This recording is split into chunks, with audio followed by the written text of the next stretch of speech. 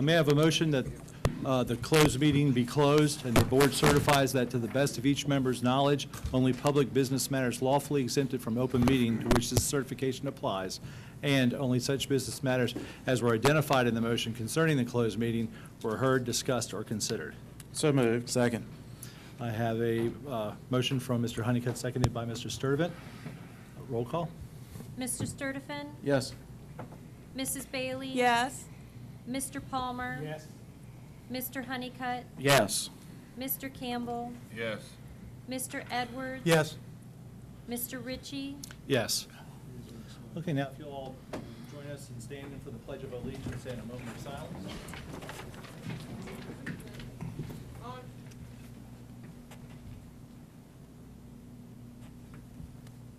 I pledge allegiance to the flag of the United States of America and to the republic for which it stands, one nation, under God, indivisible, with liberty and justice for all.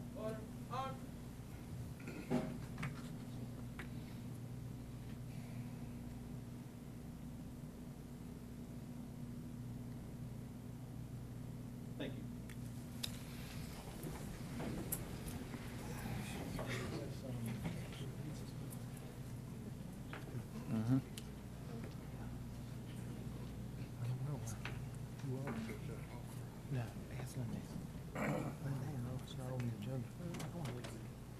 Have some recommendations.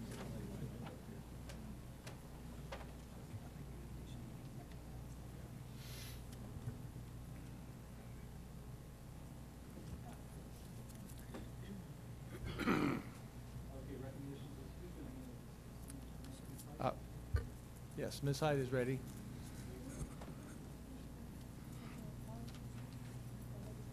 They're just part of CTE. Good evening, Mr. Chairman, Mr. Nichols, school board members. Tonight, I have the privilege of introducing the Parkview High School February Senior of the Month. I'd like to introduce Haley and Michelle Fry.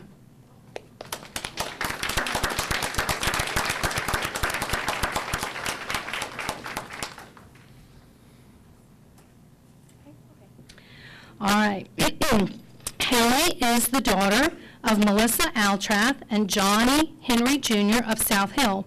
Haley works hard and serves as a very positive role model for her school, as well as her sister, Serenity, and her brother, Xavier. And Parkview High School is very proud to have her as the Senior of the Month. She is involved in many extracurricular activities. She is very outgoing and a very giving young lady. She is in the drama club and is a member of the forensics team. She earned second place in the poetry division for forensics last year, and she also has done a lot of behind-the-scenes work at the Colonial Theater.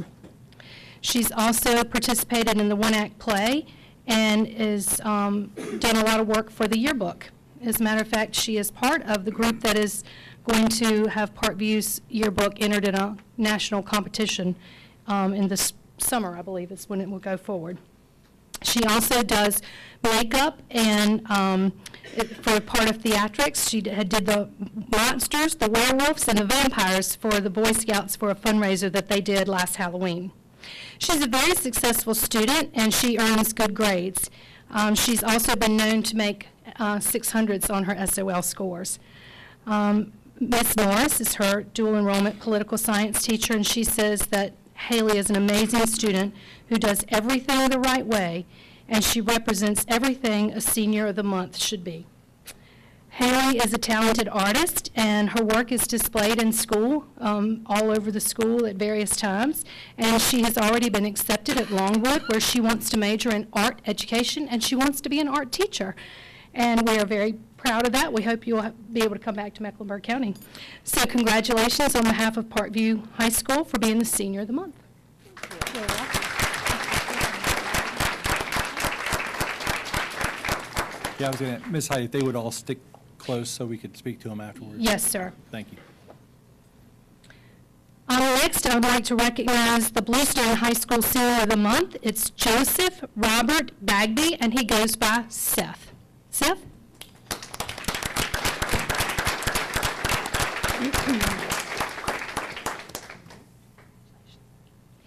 Joseph Robert Bagby is Bluestone High School's February Senior of the Month. He is the son of Danny and Angela Bagby, and he lives in Nelson, Virginia. To his friends, he is known as Seth, as I said, and he is described as a true gentleman. Miss Kimberly Ritchie speaks very highly of Seth, and she states, and I quote, "Seth is mature beyond his years. Although he is a strong dual-enrollment student, he has made the courageous decision to serve his country and enlist in the Marine Corps. Seth is a hard-working, intelligent, and polite young man who is a joy to have in the classroom. Not only will Seth make our country proud, but he will also make Bluestone High School proud as he makes his way to the Marine Corps," unquote. He is a candidate to earn his associate degree in SVCC, and he says his favorite subject is history. He loves to hunt, and he loves playing video games, and he always has a smile and a positive disposition. He has always, since the age of 10, wanted to go into the military, and he is going to fulfill that. He will be doing his infantry duty at Parris Island, South Carolina. God bless you. And so Bluestone High School is very proud to have Seth as the Senior of the Month. His cordial personality and his diligent work ethics makes him an excellent role model for their school. So congratulations.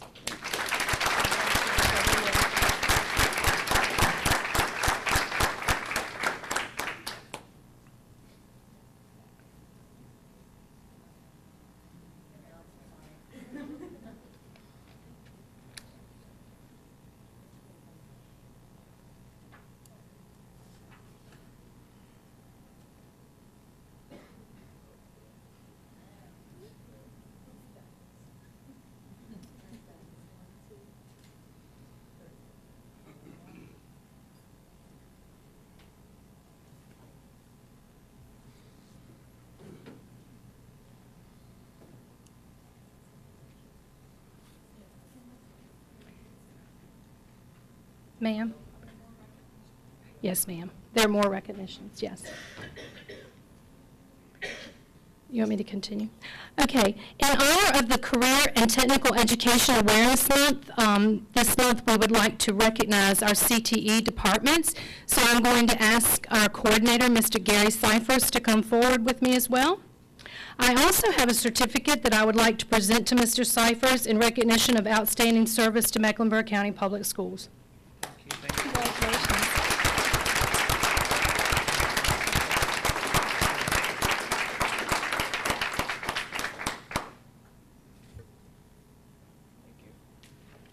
Good evening, Mr. Chairman, Mr. Nichols, and school board members. It is an honor and privilege to stand before you tonight and recognize our CTE department. Our CTE teachers are awesome. They're very good at what they do. They do a great job every day with our students.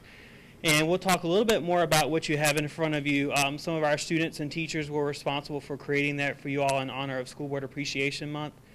And as I approach my one-year anniversary of being here in Mecklenburg County Public Schools, I'm very happy and excited to continue to work with these awesome group of folks. So, my folks, if you'll come up when we call your name, please. Mr. Russell Thomas, who teaches carpentry at Bluestone High School.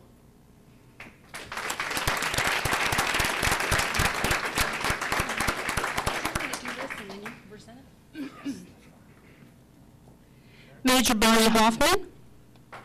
If you'll just stand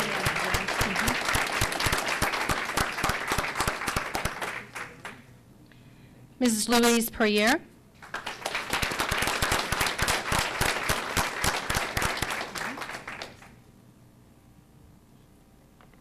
Mr. Mark Eckler.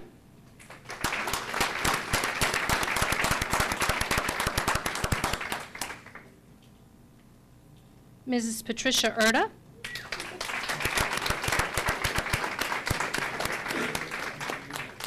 Mrs. Deborah Talley.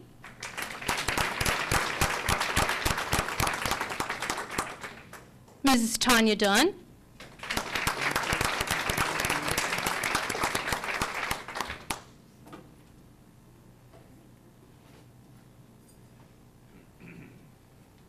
Ms. Michelle Ferris.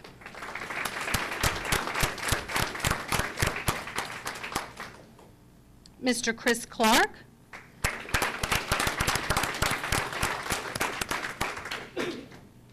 Mrs. Corliss Thompson.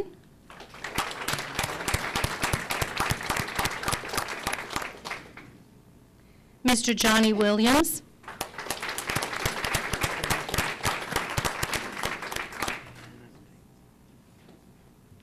Okay. Miss April Steele.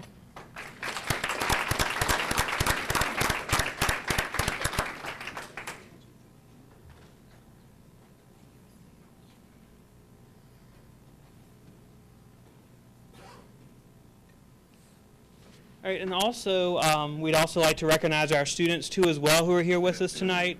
And what you have in front of you, again, is a joint effort between multiple teachers and students. You had the picture frames which were created by Mr. Russell Thomas's class, and we have 2 of his students here tonight. We have Noah Carter and Zach McCall. You're fine.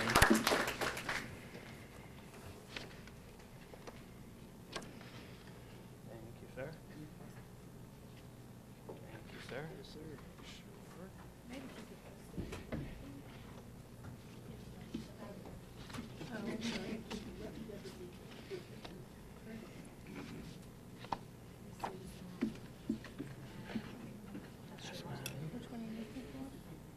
That one. Okay. All right. And also we have some of our ROTC folks with us, Shelby King. And they're actually going to do a little rifle routine for you in just a few moments after we finish.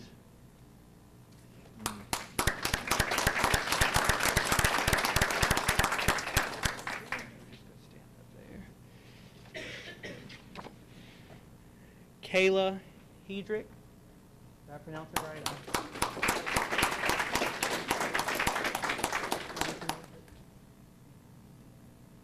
Okay, excuse me, Kayla Hedrick, excuse me. Caitlin Kaufman.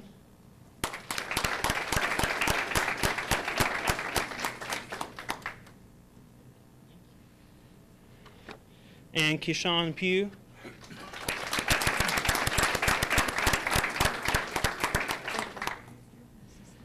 And also Austin Wilborn is here. He is representing Michelle Ferris's class, which is a middle school 8th grade class, and they actually made the pins for you all in the box, the pins with the ag class. And then also you'll have the 3D printed keychains, which were designed and printed by Mr. Eckler.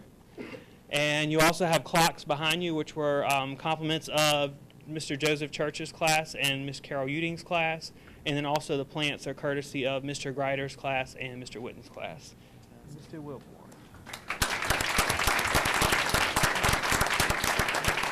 Again, I'd just like to say thank you all very much. You all do an awesome job. Thank you. And before anybody sits down, we know we'd like to get the seniors of the month as well to come up and have the board have a chance to express their. We get a picture. Okay. Probably right here in front of the school board, students stay towards the front.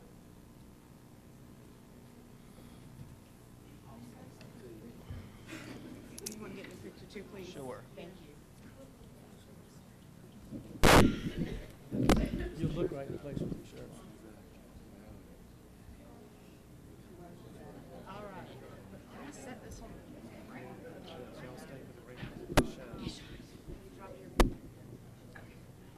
All right, now. Thomas, I can't see. Okay. I can't see you.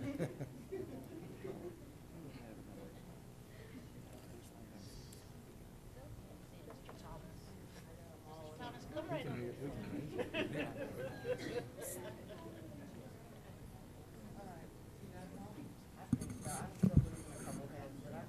Stand up and be. All right, guys, y'all ready? Yeah. 1, 2, 3. One more. Thank you, guys.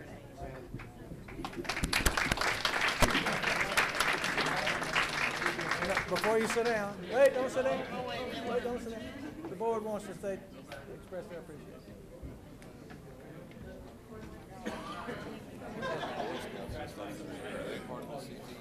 Yes. Yeah, the ROTC. You talking about the... Wait a minute.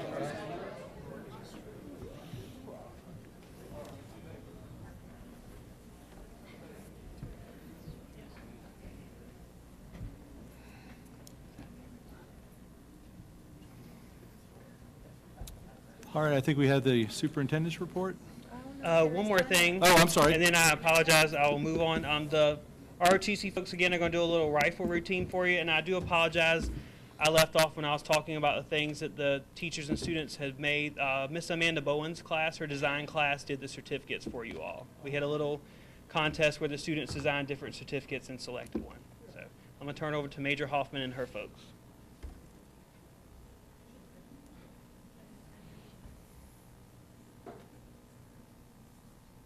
Forward, march, left,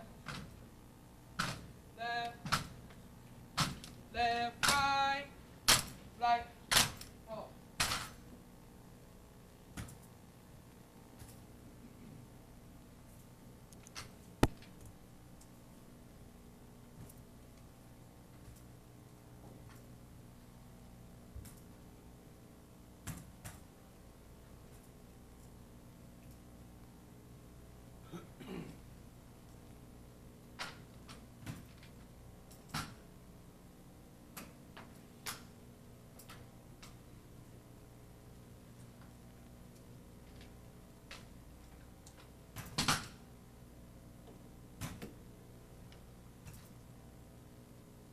Event 16, Count Manuel, arms.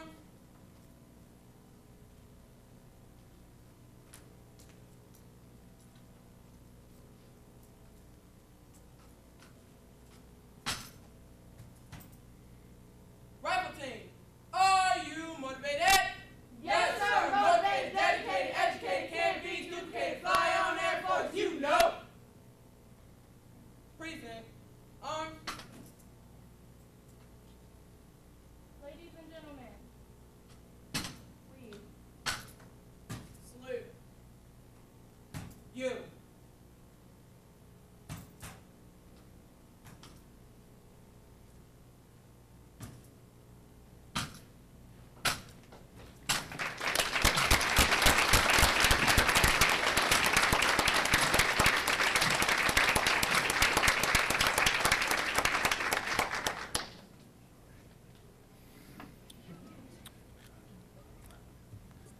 Mr. Chairman, I want to speak on behalf of all of the board, if you will. Thanks to the JROTC for the demonstration and to all of the CTE teachers and all that put on such a fine expo.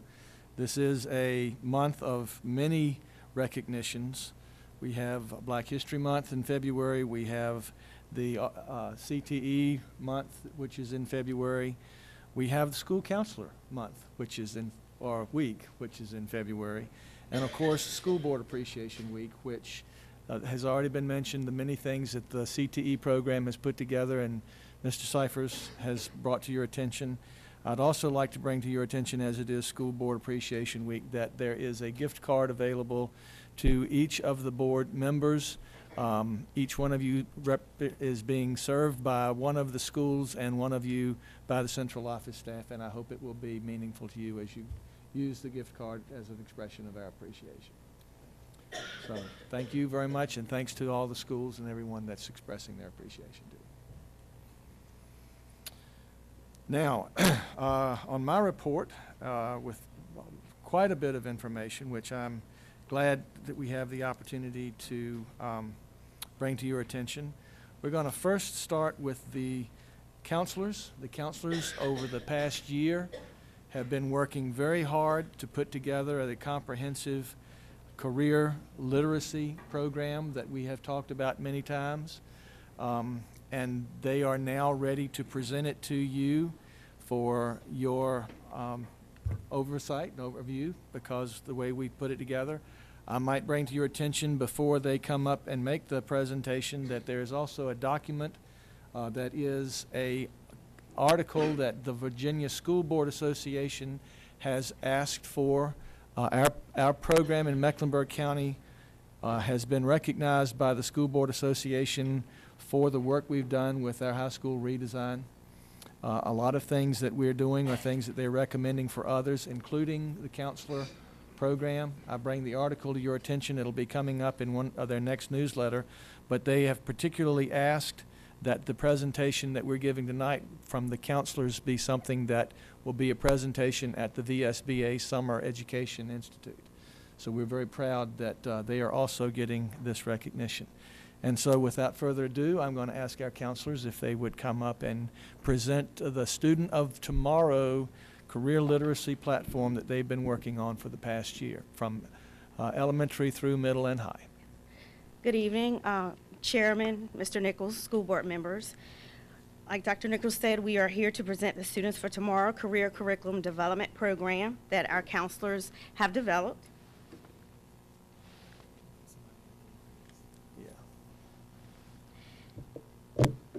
I am Goldie Settles. I'm a school counselor at Parkview High School. The other counselors that will be assisting me this evening is Mrs. Kelly Colgate, counselor at Chase City Elementary, Mrs. Michelle Weddle, counselor at Bluestone Middle School, and Ms. Whitney Foster, counselor at Bluestone High School. We will give you information on the 4 pillars of career education, the Career Development Facilitator course that we're currently taking, information on our comprehensive career plan that we have developed, how we're using the MARI system in the schools with our students, and at each level, the elementary, middle, and high school, what they are doing with careers in the classrooms, and a final overview. The Virginia Board of Education has implemented state standards of learning and the Virginia Department of Education standards of school counseling programs, and Virginia Public Schools has a career development standard for each level to lay the foundation to gain the knowledge and skills for successful transition to work, training, or education for our students. And we, the counselors of Mecklenburg County Public Schools, we have developed the following mission statement to go along with our career comprehensive plan. And our mission statement is Mecklenburg County Public Schools will integrate career awareness, exploration, and preparation in K-12 classrooms and experiences in order to provide a foundation for students' future occupational success.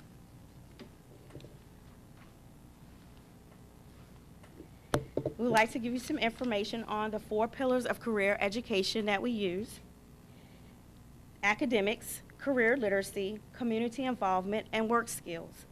Academics are the core classes that our students will complete in order to reach the educational requirements for graduation.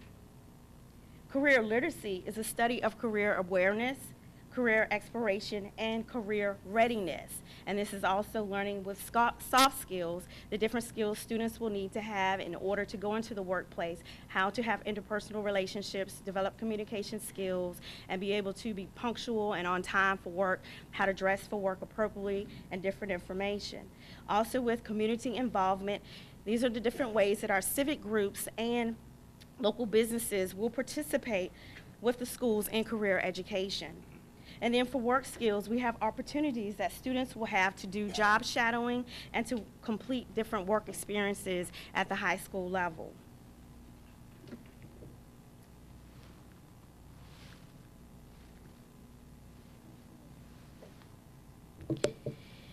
The counselors are taking a career development facilitator course, which started on May 31st of 2016.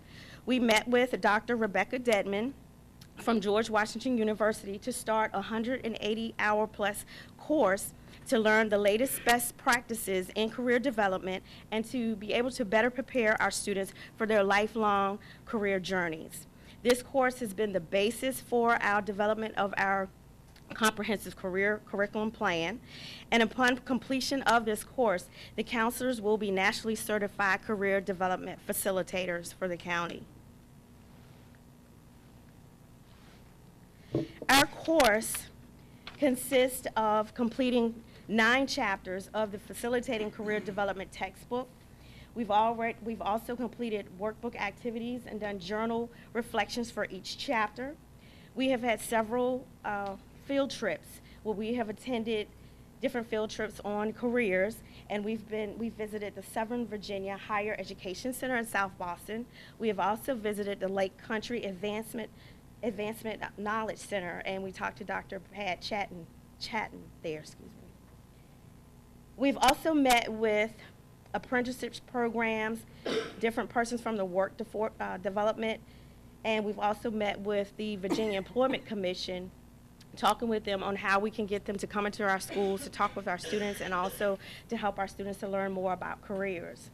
And we have collaborated monthly. The counselors have been meeting on a regular basis to come up with our plan and to decide on each level what we need to do for our students to better equip our students for their careers.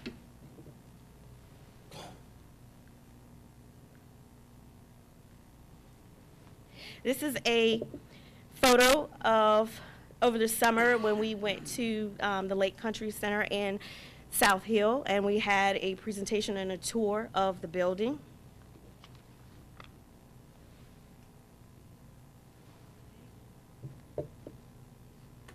We have also been meeting with our teachers to find out what type of activities they've been doing in the classrooms with careers. And from meeting with the teachers and getting that information, we have developed our comprehensive career plan along with the different sessions, guidance classroom sessions that we do as well. And based on the standards for school counseling programs for Virginia Public Schools, this is what we have developed for Mecklenburg County. It's a brief overview. For elementary, for grades K through 5, students will be introduced to career awareness, where students will understand the concepts of careers, setting goals, and the values of lifelong learning. For grades 6 through 8, for the middle school, they will be introduced to career exploration. And students will explore career paths, develop skills to compete successfully in the workplace, and determine the connection between school opportunities and job success. Grades 9 through 12 at the high school level, they will be introduced to career preparation, and students will understand how the changing workplace requires lifelong learning, flexibility, and the acquisition of new employment skills, because the workforce and careers are changing daily. So we have to make sure our students are able to compete and be able to work.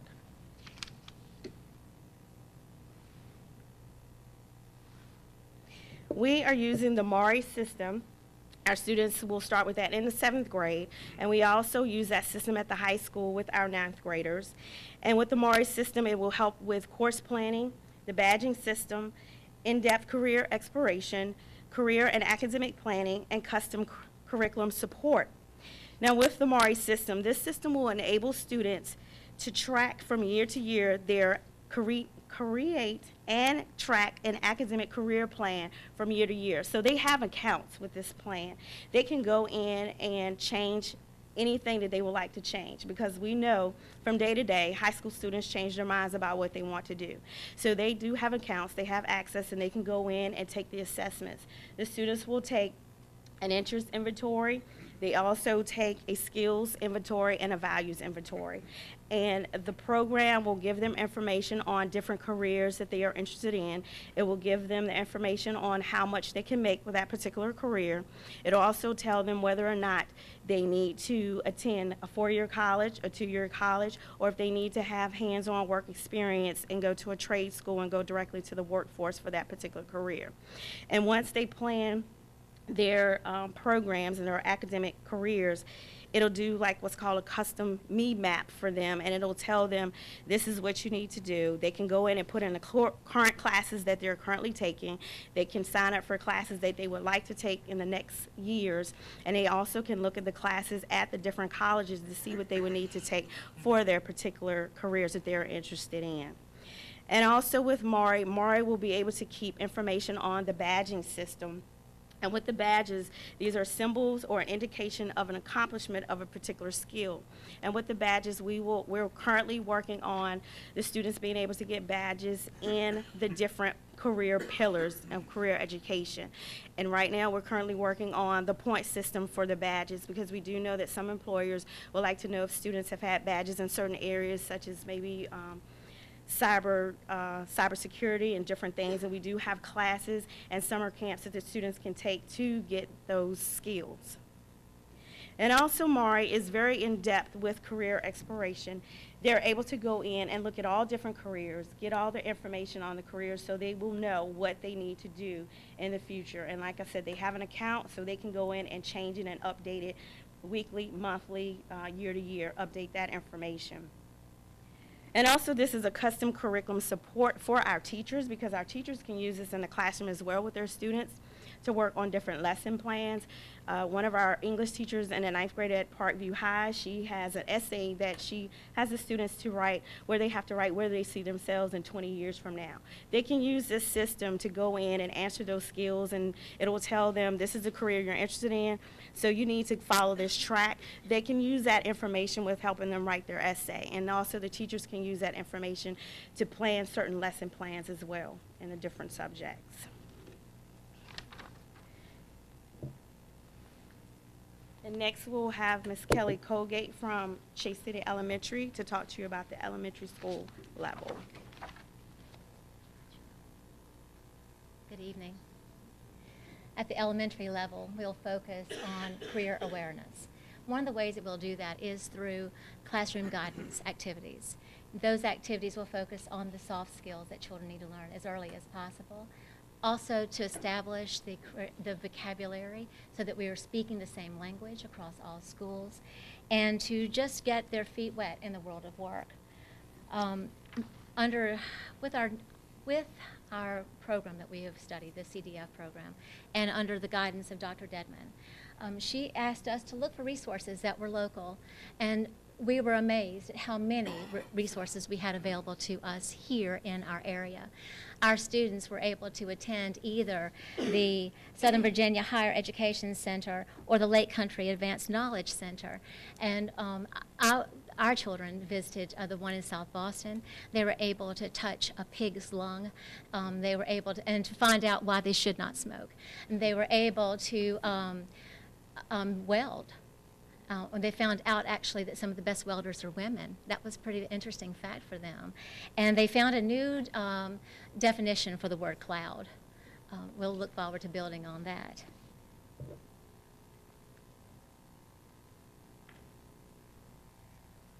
We also paired up with the Extension Agency.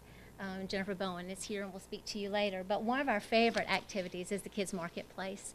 We never have a shortage of people who want to help us with this activity. Children are given a lesson with the Extension agent. They are given a career and a salary. And then they come into the marketplace where they have to spend their money. And very quickly they find out that a judge can make a lot more choices about how they like to spend their money than perhaps someone working at a fast food restaurant or something like that. So I encourage you to come and be one of our volunteers the next time we do it. You'll learn how creative children actually are. Another way that we focused is just to look at our it's like putting on a new set of lenses. We've visited Food Lion before. They've been one of our best sponsors, but when you look at this through the eyes of the career, you see things a little differently. So this time, children prepared a menu. They shopped for that menu. But while they were at Food Lion, the employees there told them about the different jobs that are available there and what the expectations are to work at a place like Food Lion, just to connect that dot for us. And the children, after they shopped for the food, they donated it back to a food shelter. My last slide is just a snippet of the comprehensive plan, just a piece of what's available at the elementary level. And this is how we worked it. As soon as we found out what we thought would be the best thing for this plan, we went back to our teachers. There was no need to do something new. Our teachers were already doing this work. What we needed to do was to align it to the Virginia Counseling Standards. So if you'll see on the right-hand side, you'll see EC1, et cetera, all the way to EC10. Those are the standards that counselors are held to in the state of Virginia. Those are defined for you at the bottom of each page of this plan. In addition to this plan, we were able to construct a list of 100 essential vocabulary words.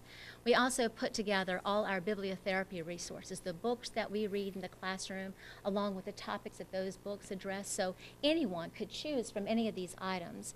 It's not meant to be something that you do every single thing, but kind of like a menu, where you can choose the things that suit your population the best. The last thing that we worked on is a badge system. And it's more of a template for the principals to follow. We created the activities, we thought of the activities, and we awarded some badge amounts for those 4 pillars that we will be focusing on at the elementary level. And then we have shared that as a doc, a Google Doc, with their principals, so they can see if that aligns with what they want for their school to do. Michelle Weddle is going to tell you about the middle school.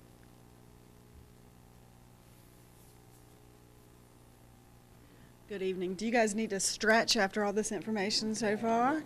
Okay. I'm going to talk to you for a few minutes about the middle school program, and you're going to notice that there are going to be just a little bit of overlapping when we talk about the Higher Ed Center and Lake Country Advanced Knowledge Center, and that's because our students are able to go several different times, but each time they will see something different. So the 6th graders, let me back up. 7th grade, we have already started. 6th grade, the goal for next year is that the Lake Country Advanced Knowledge Center, they will come to the school to visit us. And they will bring the drone, the robots, things like that. And so they will bring that into the classroom, into the school, and get the kids excited about that. In 7th grade, this past year, we took the students to Lake Country Advanced Knowledge Center, and it was awesome because the students actually were there when the class was going on. And so they were able to see the robots, and the teacher gave them an opportunity to play the games with them. And we saw some welding happening, and the students were very engaged. So that was exciting for them, and to actually be there when the classes were taking place. Next year, we hope for our 8th graders that they will visit Southern Virginia Higher Education Center in South Boston. When they visit that center, they will look at some different classes, different certificate programs and curriculums that are offered there. So that's the plan we have set up so far as the educational experiences.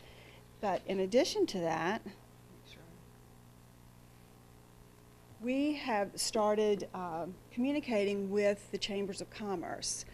The goal there will be for next year that we will, working with each chamber, that they will send in community business leaders to talk to the students. This will be done through 7th graders.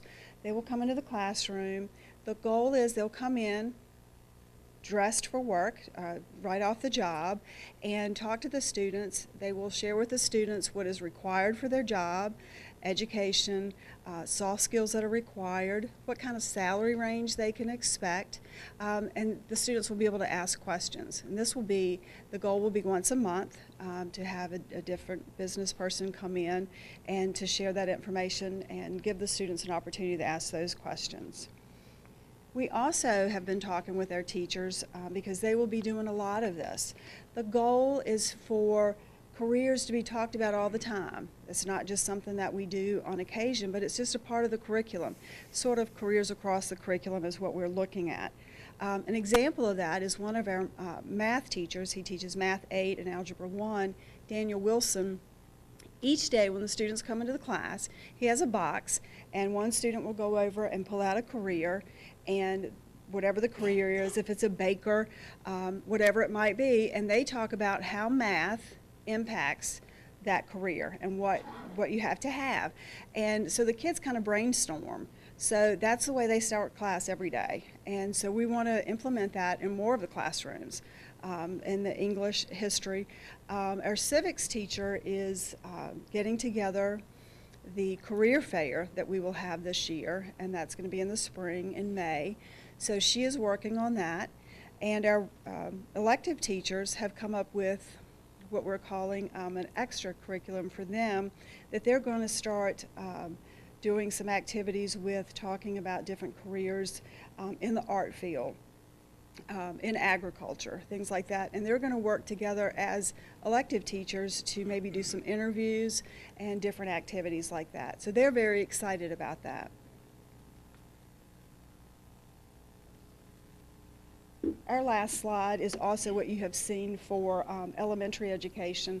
It is just a small view of our comprehensive plan showing our sort of SOLs for guidance that will that we have checked off to match with the activities. And again, you can find the explanation for those when you're flipping through at the bottom of the page. Thank you.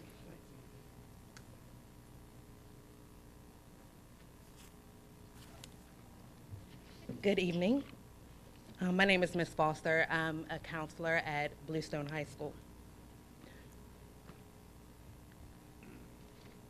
As stated before, we have integrated MARI, a new system, into our schools. We look at students as like the last baton in a race. So we're hoping from the elementary school through the middle up into the high school, at that point, they should have some form of idea of what they want to do after they graduate from high school. Using Amari, they're able to navigate and investigate possible careers. Once they fulfill the inventories, the values, interests, and the values inventories, it will populate possible careers, as stated before, that the students, where they fit their abilities, skills, and interests. Once they get those results, there are different colleges that are notable for them that fit those careers that they can go into. I'm sorry, I'm nervous. I don't know why. And it'll let them know what kind of education, what kind of training is needed to fulfill those careers. There are also electives that we do have here in Mecklenburg County on the Parkview side as well as the Bluestone side, where students can explore those electives because it may fit into the career that they're interested in.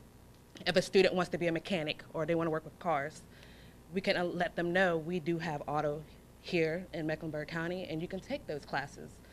If you are interested in farming or anything of that nature, we do have ag classes. So we want to correlate those interests, values, and skills into the electives that are already available within our school. So students are able to go into the MARI system and plan out their 4 years of high school based off of the results that are given from their inventories. And they're able to go in each year and change and redo the inventories because they may come up with different results. Although they are receiving information from elementary, middle, and high school, we know some of the information may go through one ear and out the other, but there is a lot of information and careers that will become concrete, and they can focus on those and figure out a path to get to that area. In our high school, as I mentioned before, we do have a lot of electives that are CTE related, and students would join different clubs and organizations that are affiliated with a lot of those CTE courses. A big popular event that we hold is CTE Night, as we all should be aware of. And in the slide that is shown here, on the left is the Future Farmers of America. And students know going into this that there are multiple careers that are affiliated with ag. And they realize this and they learn this in the classes that they take with Mr. Grader, as well as through the club and organization that they're in. On the right, we do have nursing, and students who are interested in joining or going into any medical field. I'll always give them advice to go into this program. At the end of that course, they become CNA certified if they pass their state board, and they are also given college credits towards that will hopefully transfer into the college or university of their choice.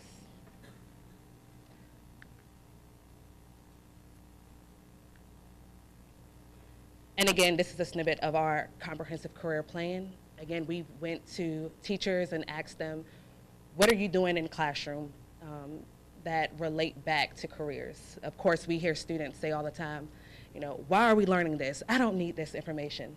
But if teachers are able to relate the current subject back to the career, they will see the relevance of it.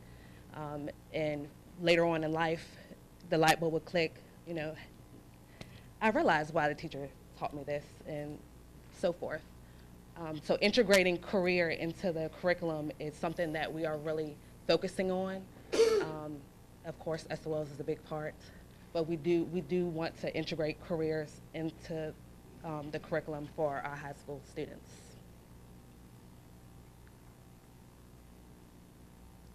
And we want to thank you on behalf of our counseling department for listening out to us. And if you have any questions you can ask. Any questions? In your little chart, in your comprehensive plan, there's EC, MC, HC, so that's elementary, middle, and high. C stands for council. So they are, is that like a national system of review? With the Virginia Department of Education, we have a comprehensive plan for counselors for what we have to do at which level, for each level, the career information that we have to teach our students. So at the bottom of the pages, we have the standards of what they need. So when you look at the chart, you'll see it with an X there under HC3, it'll say the standard that is needed for that particular activity that they're doing in the class. Ms. Bailey, you might have recognized the 4 pillars that were presented of career education align directly with the portrait of a graduate that the state has come up with. And as you can imagine, the state has come up with quite a few expectations of counselors and others. And they've taken a lead in making that part of the overall comprehensive program for our schools. Other questions? Well, before we finish, I very much appreciate the work that they've done. I want to mention that those who complete the program, this has been the primary goal that I have had for them was being able to come up with many of the components that will be a part of our career literacy piece, K through 12. But we did this in an alignment so that we would get the right direction with the National Career Development Association's Career Facilitator Program, of which Dr. Rebecca Dedman was mentioned, has been given guidance to them in that certification and working with them on the process. I'd like to ask her to come to the podium because on behalf of the counselors and Mecklenburg County Schools, I'd like to present her with an appreciation plaque for the work that she's done with us.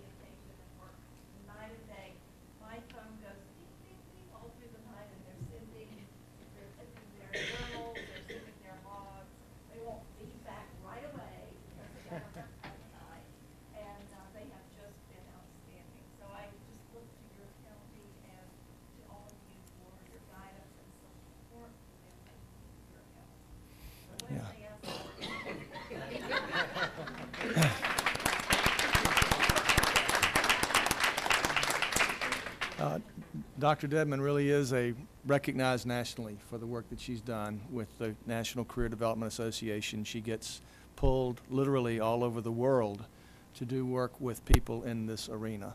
And I'm also very pleased that we have our economic development leader from the county here. We're working very closely with the county in this part. I will announce tonight that we're very pleased. As most of you know, this is a major component of the state's economic development plan.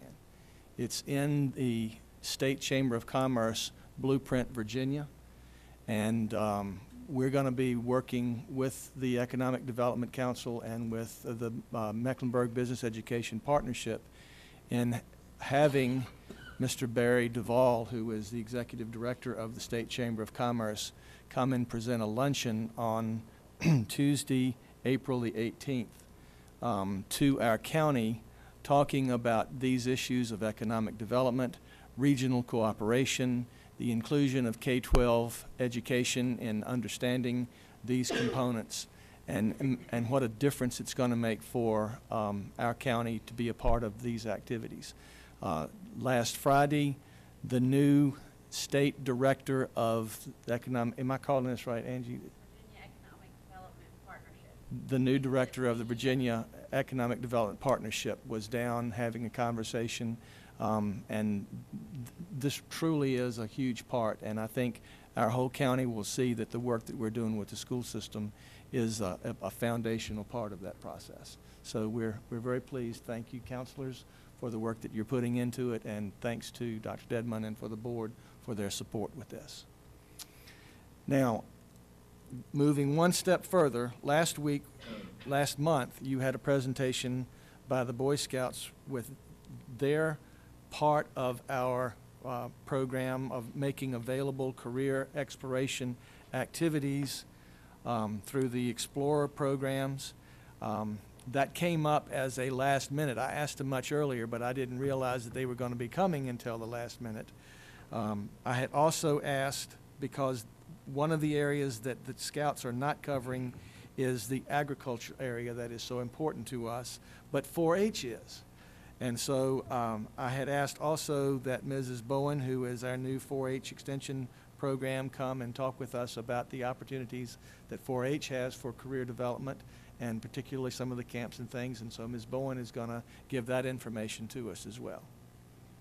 This is critical because our middle school students, through the badging process, I'm going to be asking you to have them accumulate so many points with summer activities and others in these areas through these camps.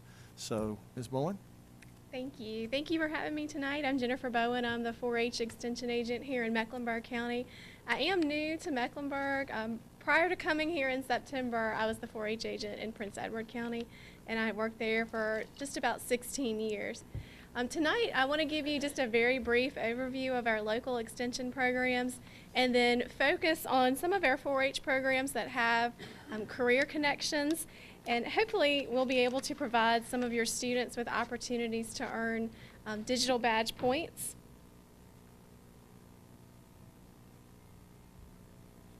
We say that Virginia Cooperative Extension is the best kept secret in the state, and I think a lot of people don't realize the scope of what we offer in Extension. Our mission is to bring research-based information from the two land-grant universities, Virginia Tech and Virginia State University, back out to the localities. And here in Mecklenburg, we are able to offer 4 different program areas. Agriculture and natural resources. Taylor Clark is our agriculture extension agent and our unit coordinator. Taylor works with lots of different kinds of farmers and homeowners, but his specialty area is tobacco. Amy Hawkins is our family and consumer sciences agent. Amy's specialty area is local food systems. She also does some wellness programs. She's offering a series of diabetes prevention classes around the county. Nancy Jimerson is an extension employee. She is based out of the school board office, and she offers nutrition education programs at all of the area elementary schools. And of course, I'm the 4-H agent. Most people, when they think about 4-H, think about those traditional ag programs, and we absolutely still offer those programs. We offer a lot more than that. Nationally, 4-H has 3 mission mandates: citizenship, healthy living, and STEM. And locally, a lot of our in-school 4-H programs focus on that STEM piece. Right now, we offer in-school 4-H clubs in 19 4th and 5th grade classes at Chase City Elementary, Clarksville, and La Crosse. Those are 45-minute meetings that we have once a month, and the program part of that meeting is a STEM activity. It's science enrichment that's based on whatever SOL they're learning in school that month. So, for example, this month in 4th grade, we're doing soil studies. In 5th grade, we're learning about rocks and minerals. We offer programs through the 21st Century Grant, the after-school programs at Clarksville and Chase City. We wrapped up a program called Between the Pages, which is a character education program for beginning readers. And we're in the middle right now of a program called Reading Makes Sense, CENTS. It's an introduction to money management concepts through children's literature. Mrs. Colgate told you a little bit about our Kids Marketplace program. We were very excited. This is the first year that we've been able to offer that at all 4 elementary schools. I'm working with Mr. Cyphers right now to schedule Reality Store programs. Reality Store is a high school version of Kids Marketplace. It's a little bit more involved. The students draw a career and a salary, but Reality Store also incorporates a family situation. So the student may or may not have a spouse, they may or may not have children. They have to make a month's worth of financial choices and hopefully at the end of the month have some money left over. Some of the programs that we offer that have some career connections, we have a large community garden in Boyden near our office. Taylor Clark uses that garden for some research plots. He's tested some disease-resistant varieties of pumpkins and other vegetables. We use the crops from that garden in food preservation programs and cooking demonstrations, and then anything that's left over, we donate to Lake Country Area Agency on Aging. This summer, we hope to offer a youth component to our community gardens where kids can actually get out and work in the garden and see that process from farm to table.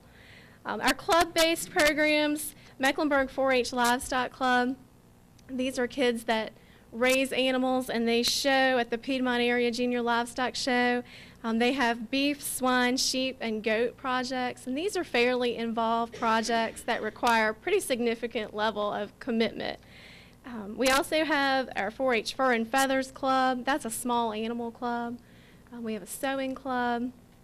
One that's not listed on here is we have a shooting education club, and they participate in some competitive shotgun events. New this year, a program that I'm really excited about is our 4-H Food Challenge program. This is also a competition-based program. We have junior teams and senior teams, and each team is given a set of ingredients but no recipe. And they have 40 minutes to figure out what they can make with those ingredients. And at the end of the 40 minutes, they have to give a presentation that includes nutrition information, food safety information, and a cost analysis. So we're hoping to take 4 teams from Mecklenburg to our District Food Challenge competition, which is going to be at Smith Mountain Lake in March. One of the main priorities for me is to grow our 4-H teen leadership program. We just wrapped up a retreat this weekend at Occoneechee. We took 10 teens from Mecklenburg and we went through a curriculum from New York 4-H called Youth Engaged in Learning About Leadership. We're currently recruiting for our teen leader program at Junior 4-H camp. That's a selective process. We're looking for kids that already have strong leadership skills, and then we give them some extensive training prior to camp. And then when we get to camp, they are our first line of supervision for our campers, ages 9 to 13. And while they're there, they put in about 75 hours of community service. Some of the other programs that we have planned, next school year, I would like to start Innovative Leadership Academy. That's a program that I piloted last year in Prince Edward. It offers classroom sessions on leadership, communication, team building, but the students are also required to go to a Board of Supervisors meeting and to go to a school board meeting and try to identify some emerging issues in the community. And then we talk about what they would do to address those issues, and they're required to give a public presentation about how they would address those issues. 4-H SPIN programs are short-term special interest programs. They're designed to be 6 weeks long. We have prefab curriculum for those programs. We have 17 right now. All we need are volunteers who can implement those programs. So we say if you were never in 4-H, it's not too late. We'll happily sign you up as a volunteer. Some programs that we have planned for the summer, Junior 4-H Camp, which is our camp for 9 to 13-year-olds. I'm the program director for Camp Loud and Clear, and that's a statewide 4-H camp for deaf and hard of hearing children. We offer that in partnership with Longwood University and their graduate speech pathology students. This summer we're going to partner with St. John Baptist Church in Buffalo Junction. Amy Hawkins and I are going to install some raised bed gardens and some container gardens there, and we're going to meet with their students once a week for some gardening programs. I'm also partnering with the Public Library in Boyden to offer a science series for clover buds. In 4-H, clover buds are our little ones, ages 5 to 8.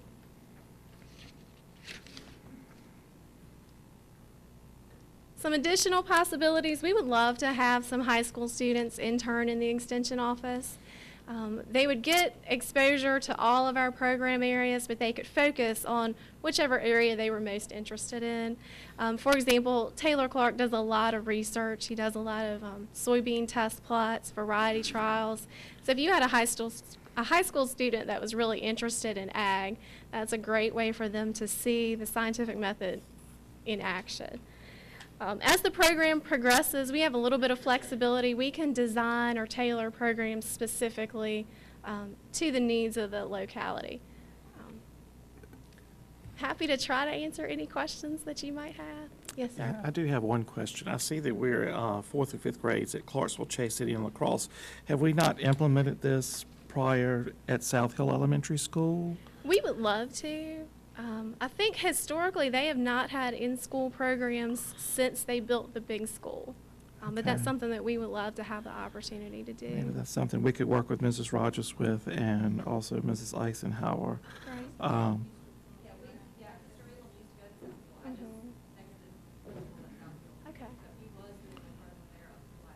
Okay. Okay. So we haven't had that this year, though? No, we can follow up on that. Okay. All right. Thank you. All right. Any other questions? Thank you so much. Thank you. Thank you, Ms. Bowen, and I know the board can see that there are many opportunities that correlate directly with our whole career category system, our certifications and credentials and internships. I had no idea there would be so many opportunities for students in high school to do internships and apprenticeships, but we're finding that there are many opportunities that maybe the students just don't know about. So looking at our overall plan for the career centers and the way we will move with students and give them credit, expecting 100% of our students to participate and give them credit for it as they move along, we have those opportunities with what we've got going on. So thanks, Ms. Bowen. We appreciate it. Our next presentation is a program that is being made available to our schools and our school nurses.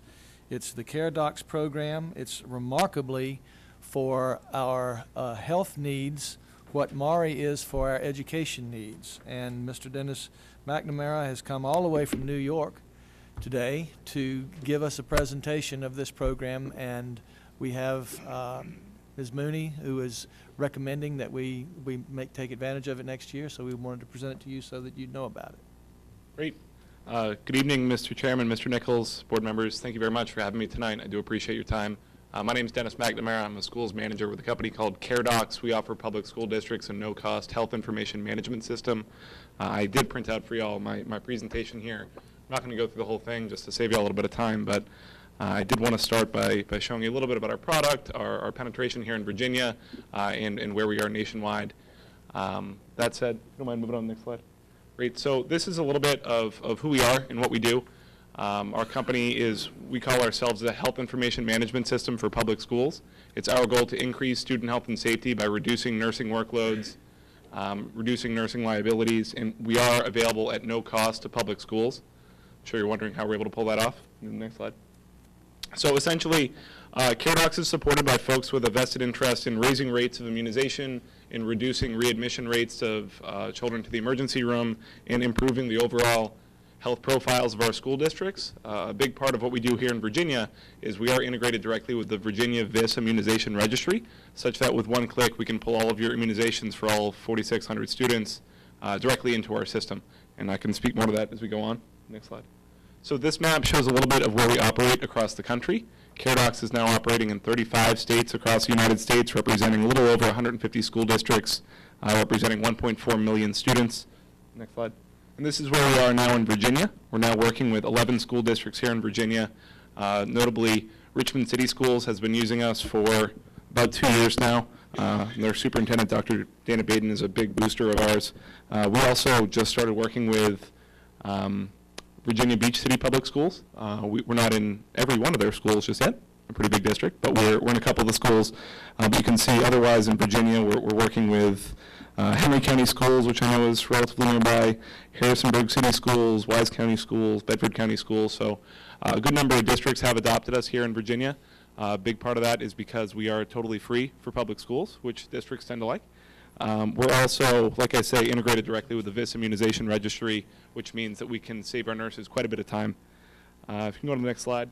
This, isn't going to be news to any of y'all, but we're finding that this is sort of our reason for being. We're seeing all across the country there are more students reporting allergies, taking medications, reporting conditions. On the next slide. And this is a little bit of a problem as we see it in our health offices across the country, just generally speaking. Essentially, we're seeing errors and inefficiencies with some antiquated systems that some of our nurses are using, paper, some older computer systems. We're finding there aren't great pathways for communication, generally speaking, between our health offices and our parents and vice versa. And we also find that data security is becoming much more important to our school districts. So if you go to the next one. This is the last slide that I'm going to go over tonight, I promise. This is our solution. So essentially, we offer our nurses an EHR, where they're able to document any time that a child comes to visit with an injury, illness, diabetes care, medication administration, or any type of screening.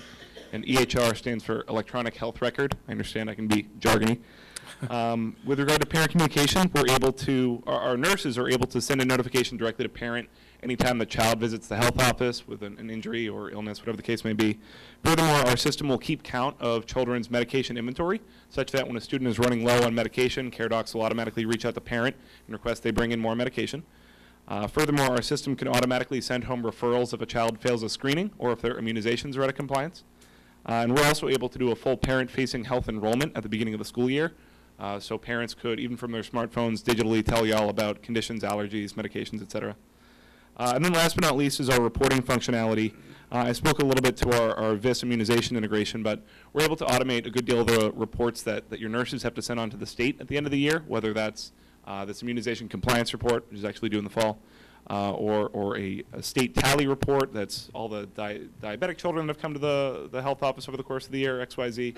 These reports that the nurses are manually tallying now, we're able to automate them, so it's just one click and they're ready to send them on to the state.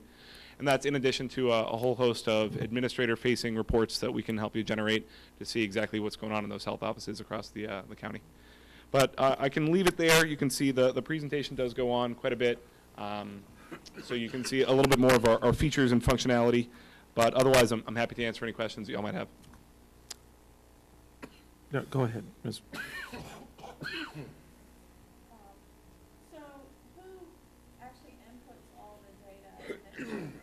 So the data that you already have in your Virtuoso system, we're going to be able to pull all of that into CareDocs. Moreover, we're going to sync with Virtuoso such that every night, if there's any changes to the roster, if a new child is added to the district, they'll automatically be loaded into our system as well. So we're going to take what you already have, and then it's going to come over into our system. So right now, all of our nurses have paper information on a child's health record. Right.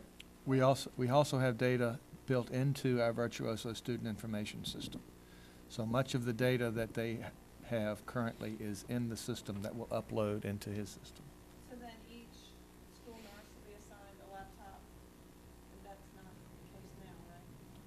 Well, all of our nurses have technologies in their offices that they're working with right now. They may not have laptops right now, but they have the computers in their systems that they are. Each visit to the nurse's office will be electronically. Yeah, our system has that capability. Yep. It's a big part of what nurses use our system for. And we're accessible from any device, so whatever computers you have in the offices are great, but we're also accessible from any mobile device or tablet computer. We're built with HTML5, which means that we look native to any device that you open us up on. And you're protecting that data. Yes, ma'am. Yep. And as long as we partner with you, then that data we have access to it. Yes, ma'am. Once we withdraw the partnership, we no longer have access to that data. No, we would give it back to you. It's your data. It's not our data, so we'll give your data right back to you. At no cost. At no cost. It's much like the educational data with Mari. It's the student's data, actually, and we get a flat file of it if for whatever reason we should choose, and they have access to it as well wherever they go. And how do you do it for free? That's a great question. I'm surprised it took this long. So we're supported by folks from healthcare with a vested interest in what we do, and I can say again, a couple examples: raising rates of immunization. So if we're querying from the state, we're better able to identify which students have their vaccinations versus which don't. And I also mentioned that we can automatically email home to parent to let them know if their child needs to get vaccinations. So there's plenty of folks that benefit there. The the schools, because y'all can identify which kids have vaccinations and which don't. The parents, because they can get their kids vaccinated, but then also the folks that manufacture and administer these vaccinations are going to stand to benefit, because if there's more kids getting vaccines, you know, there's more dollars coming their way too. But we're never sharing any personally identifiable information with anyone. We're not an advertising product or a marketing product or anything along these lines. It's one example. I have a lot more about how we like to integrate with healthcare and sort of close the gap in continuity of care. It's a big push for us now that we're starting to get traction with schools. We're looking to partner with hospital networks and provider networks to try and figure out more ways that we can bring, for instance, in Duval County, Florida, which is Jacksonville City Schools, we're working with a managed Medicaid firm there in an effort to bring in physicians to some of these Medicaid students that otherwise would not receive a physical exam or would not receive vaccinations. And that's a partnership that we're working on in Duval County, Florida, and we're hoping to expand that idea to our other school districts across the country.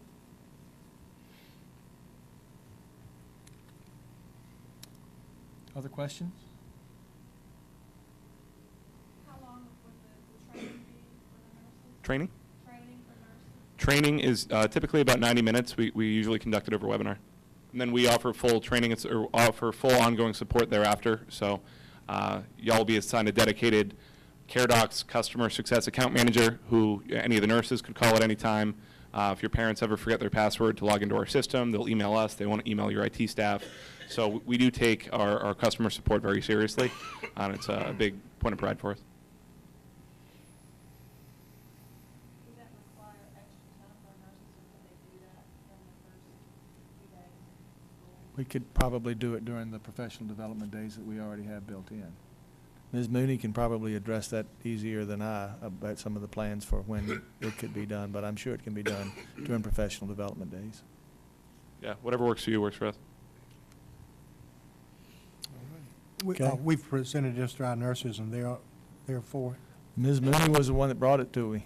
She Okay. said, yes, this is something that we think would really be beneficial Yeah. for our time and what they have going on. Because we're not going to be using it up here probably. No, but I just want to make it's- decisions for the people that work. She came to me bringing the idea. Of course, I recognized it as, from the medical perspective, what we're doing with the education through Mari. I've checked with the superintendents in several of the school divisions, particularly Henry County and in Bedford County, that are very progressive, and they are very pleased with it. So I feel comfortable that it's going to work as it said. I might also say that to be someone from New York, he says y'all pretty well. He does, he does. So, I taught for 2 years in Memphis, right out of college. That's what really scared me. I have one more question.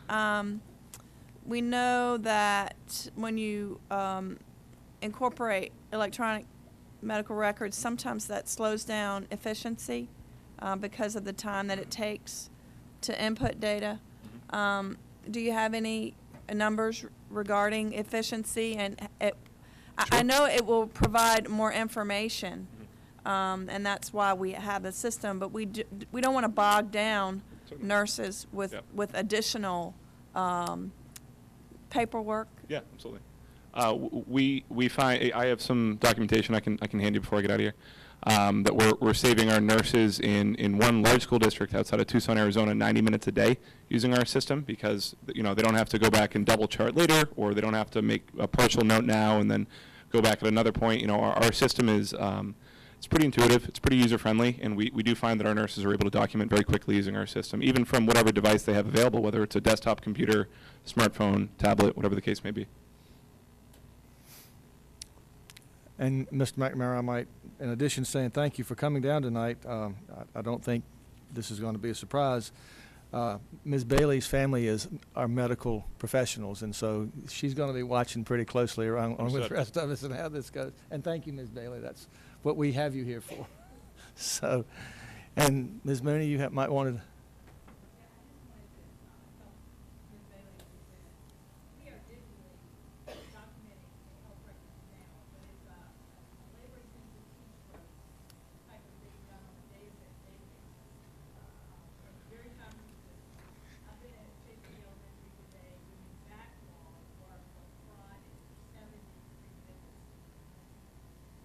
This system brings up an electronic health record that is everything from one place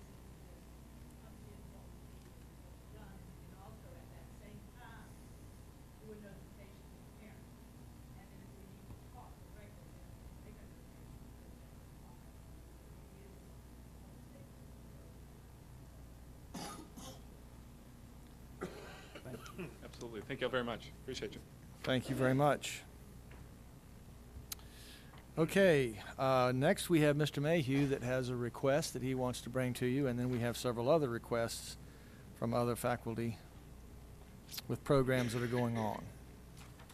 Good evening, Mr. Chairman, Superintendent Nichols, board members. The Clarksville Chamber of Commerce is asking again to provide a shuttle service for the visitors attending the Virginia Lake Festival this year between the parking lot at Lake Country Business Center and 8th Street.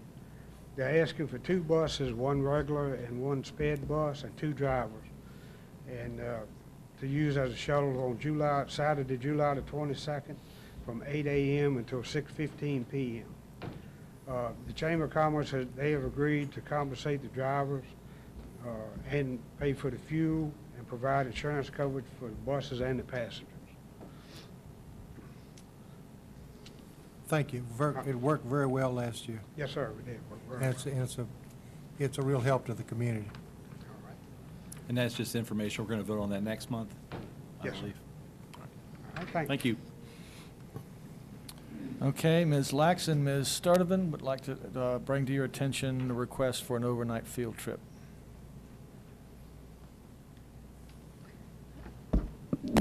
Good evening, Chairman, Mr. Nichols, board members. This is a field trip that is coming up rather quickly. It is May the 7th through the 8th. It is an overnight trip for middle schoolers. We plan to take 8 students, 2 teachers, and then a driver and myself as chaperones. I do have copies for all of you.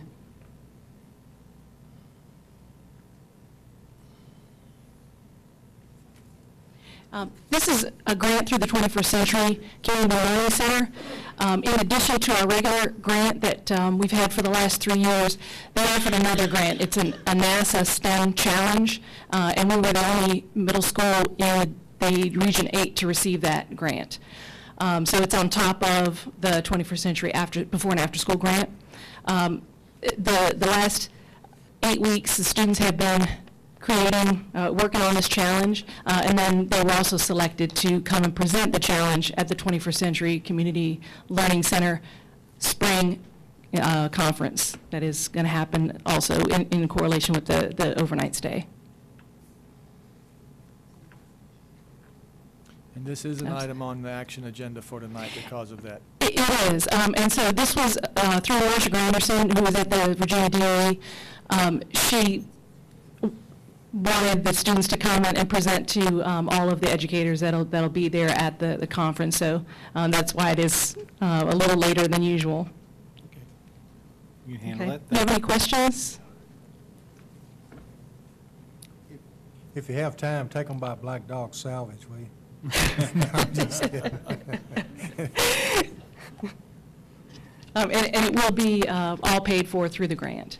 And then transportation is to be reimbursed also through the grant. Okay. Mhm. Great. Okay. Thank you. Thank you. Thank you, Ms. Sturdivant.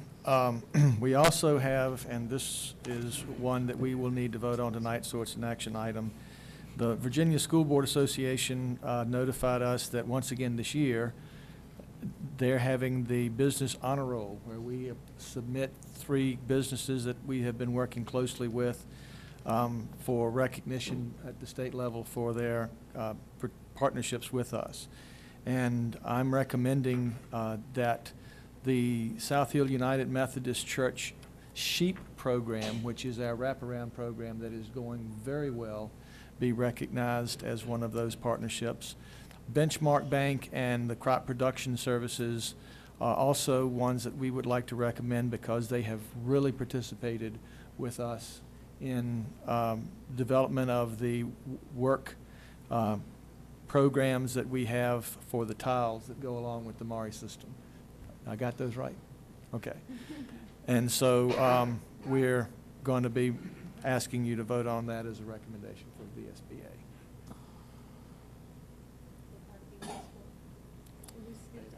Oh, excuse me, I overlooked one. Yes. Mr. Carter, we don't want to overlook Park Views. I knew you were smiling at me for a reason. Good evening. we're here tonight because on February 10th and 11th, the Parkview High School Beta Club went to Williamsburg to the state competition, and 5 of the members on the 13-member team have qualified to compete at the national competition in Orlando, Florida, from the last week of June into the first week of July, from June 28th to July 3rd. And we are asking for the board's permission to begin fundraising and planning for this trip. The sponsors of the trip at this point are not certain as to how many members of the team will actually go on the trip, and the number of members going on this trip will determine the process as to if they want to use a rental car as a van to drive or if they will need to charter a bus. They could have as few as 4 members going or as many as 13. And we are not asking or requesting any funding from the board, just permission that this is a trip that our students will be allowed to go on, and if we are able to obtain permission, the school and the club will raise funds to send the students to compete at nationals. Are there any questions?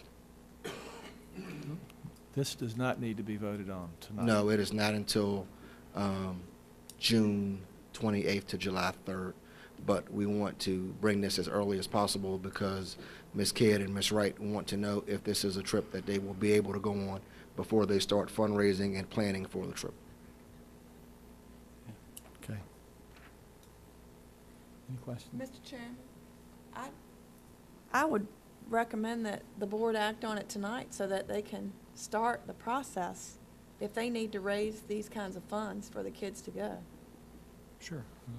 Is that all right with you, Dr. Carter? Yes. Would that be all right? We'll go ahead and act on it tonight. Can we add that to the agenda as an action item?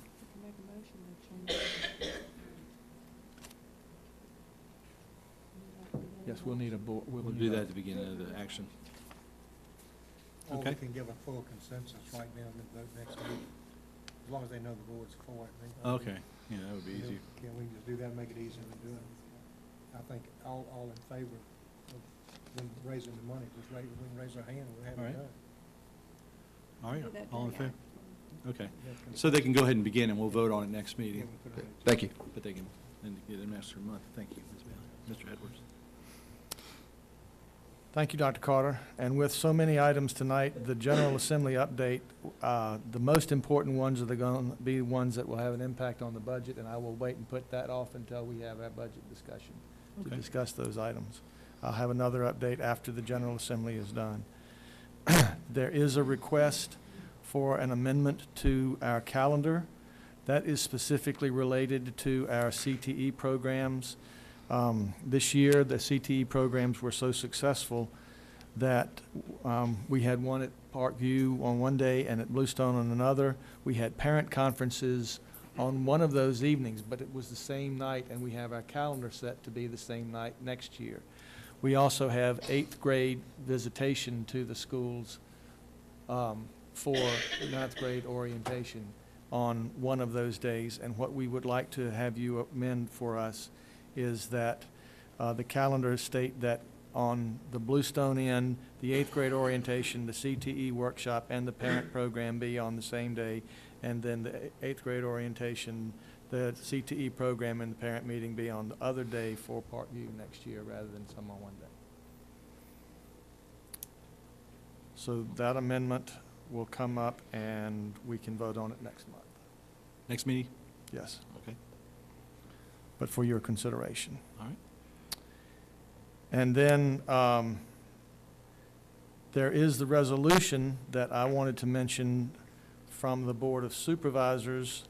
I think you all are very aware from Monday's meeting of the Board of Supervisors that they accepted in part the component of our recommendation to them for the compromise of the one consolidated school. They did send a resolution back. I think we're set to have some discussion and more on that later in the meeting. But I did want to just bring back to your attention tonight that they basically responded by saying that it's a little early to state where the school will be located, and they are asking that we have a chance to have an engineer and architect that will work with the Joint Education Board in identifying places that are available that would meet the requirements that we have.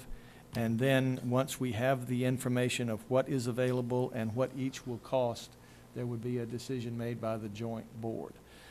That has been sent back to us. I've sent each of you a copy of the resolution that was sent back, and I believe we're going to be discussing that some.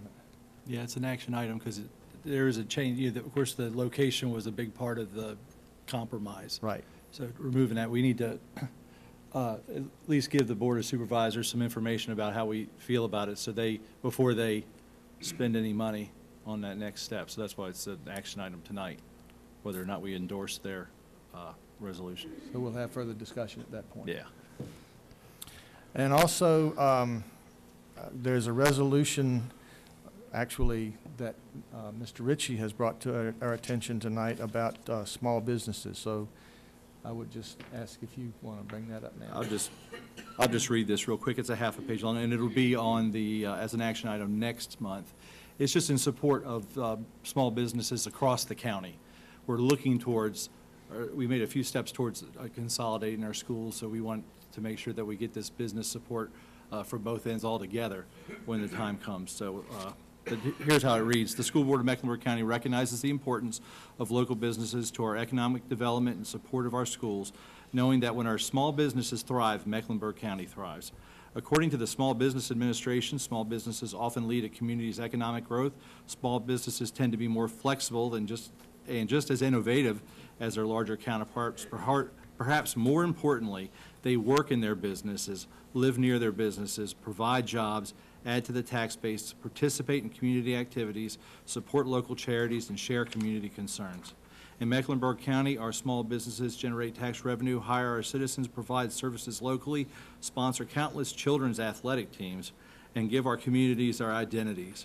In our schools, they sponsor classes, support special programs, become lunch buddies, feed our sports teams, sponsor our fields, advertise in our publications, and much more. As part of the Mecklenburg County Business Education Partnership, which is organized in 1997 by interested business leaders to bridge businesses and schools, our small businesses educate the community about the needs of the schools, provide resources through contributions and fundraising, and obtain scholarships and grants with these goals in mind, helping to promote better citizens, help provide educational opportunities for students above and beyond the classroom, develop future employees for local businesses, as well as future business owners. As we plan the construction of new facilities, the school board looks forward to the continuing and strengthening this longstanding and beneficial relationship.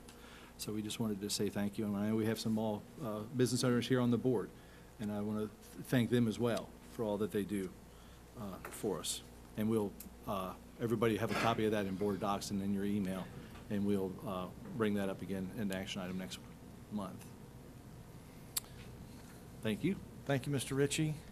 And finally, tonight is the night that we present the 2017-2018 first draft of the budget proposal. And I know everybody's been waiting for this discussion tonight, so we'll get started.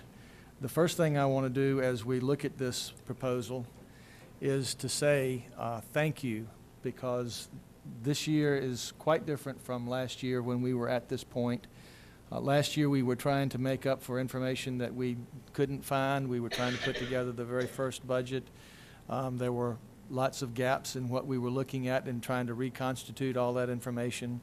We had a new team that was put together to work on it.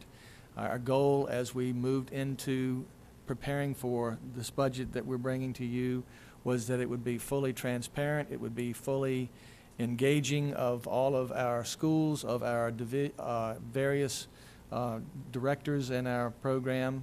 And I'd like to thank our team, primarily Mrs. Peffer and Dr. Majette, in working with me on the development of this.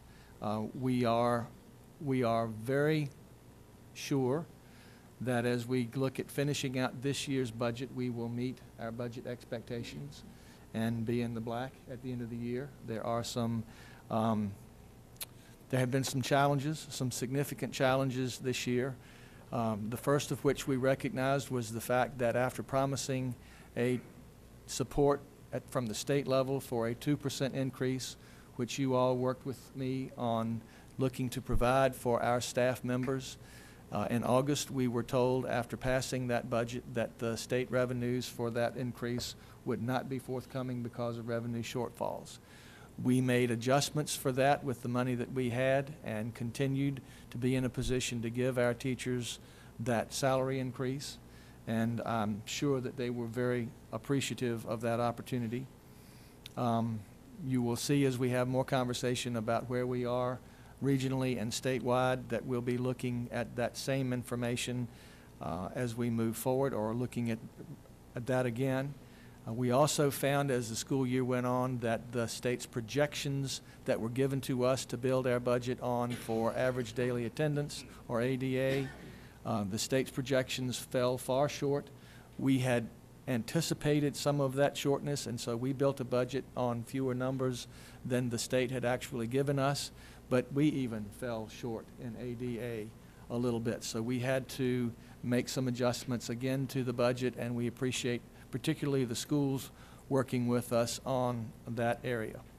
But we do anticipate, we also have a scenario where this year, instead of having all of our budget issue as far as bills and revenues that come in having to be cut off directly at June 30th, we will, as the rest of the county does, have the responsibility for bills that come in July that were put in place this year, and we will have revenues that come in after June 30th come back in to be considered. The rest of the county's programs have been that way. The schools have been held separate, but this year we will be working in that arena. So those are areas to adjust. We still feel very comfortable that with your guidance and with the members of the program, we're going to meet this year's expectations. As we look at our 2002 FY18 focus, we can change slides again. You can see our focus here and our goals for the year.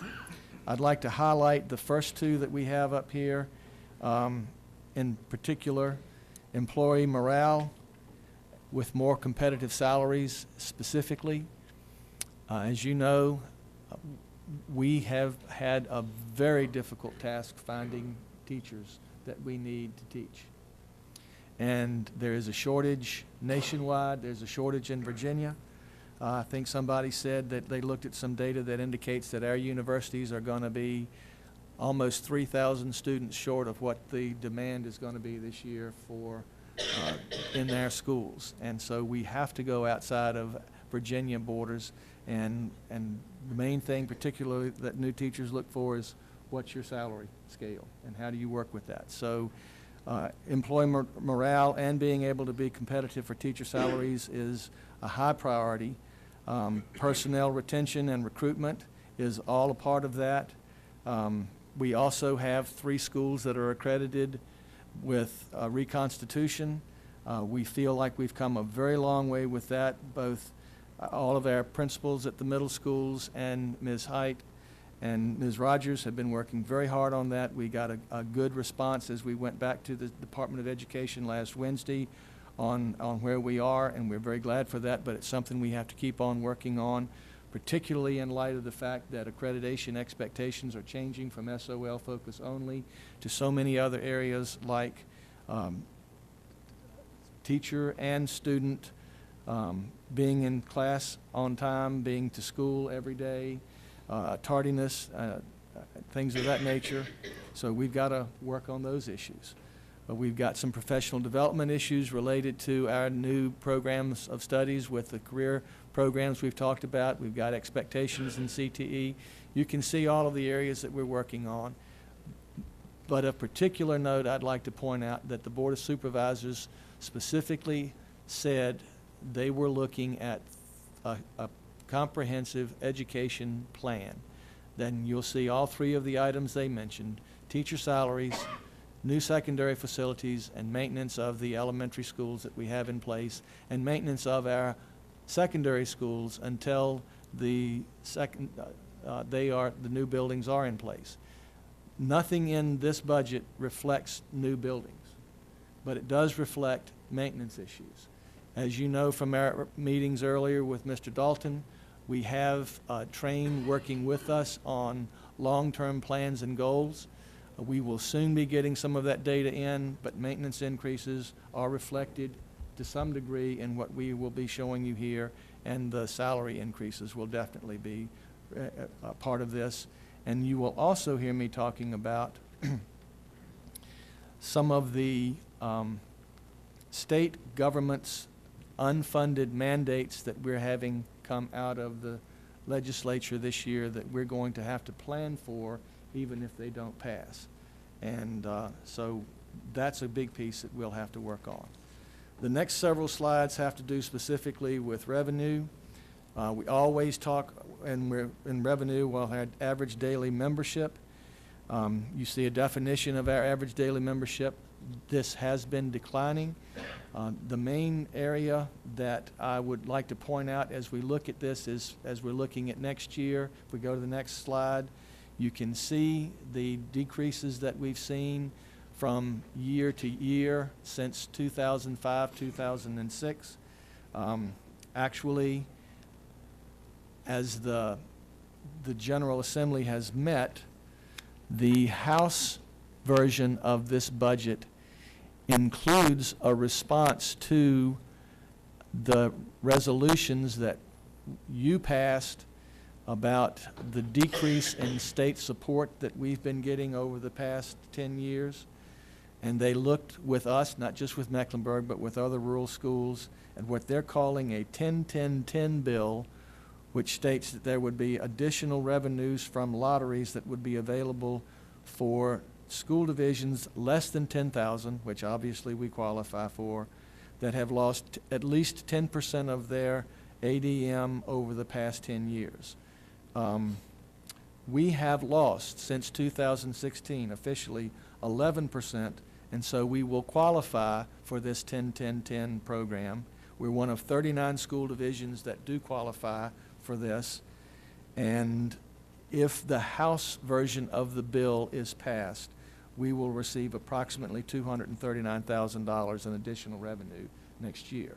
Now, I might add, that's a little bit more than what we didn't get from the state when they promised the 2% raise last year.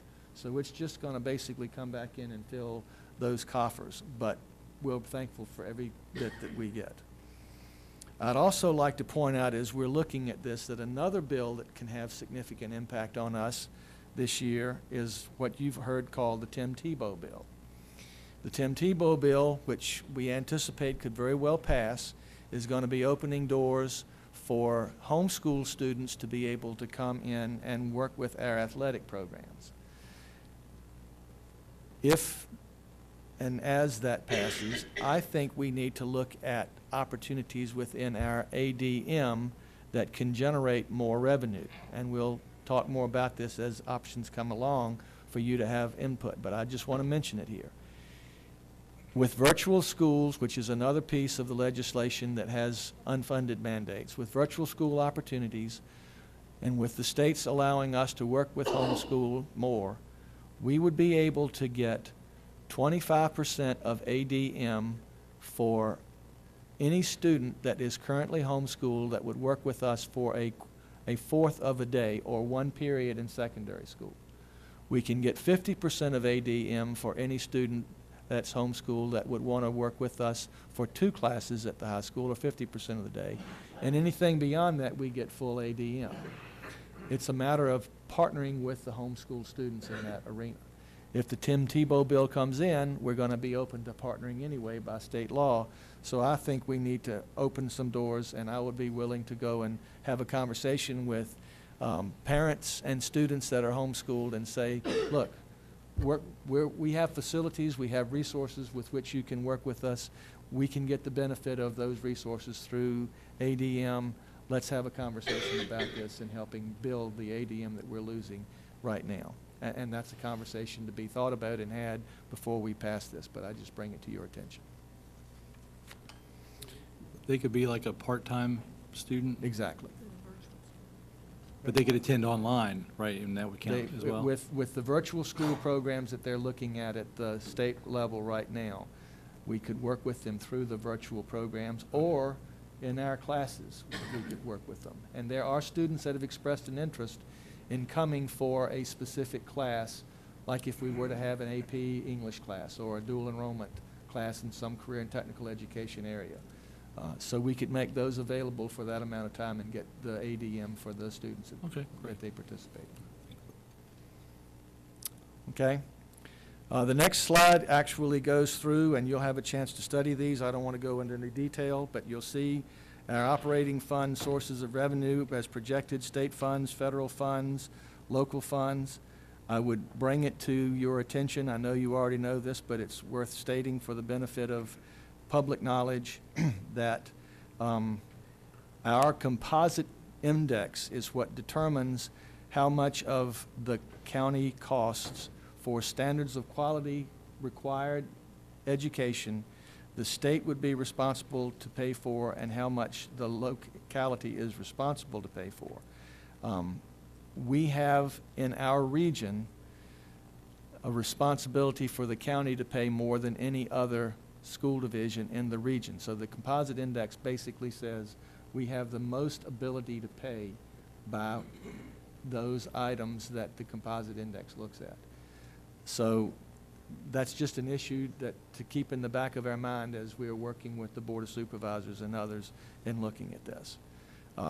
The composite index is not actually pictured in this because the locality is providing for us more than the standards of quality required that they pay for us, okay? It's about 35% that the standards of quality require, but they're paying more, and that helps us with many programs that many of them are unfunded mandates we currently have. We couldn't do it if they didn't, so we appreciate that extra help. And you can see other areas where these items, and you'll notice the budget is set up in different categories according to some of these extra funds, like federal funds, textbook funds. That's outside of instruction, administration, and other areas. And then on the next slide, you can see that there are some others that are not even on that come into our projected revenue for our budget that are Fund 1. I won't go through them and read them because you can read them, but you will see all types of options that are here. The next slide actually goes through our specific projected revenues fund by fund as we look through them.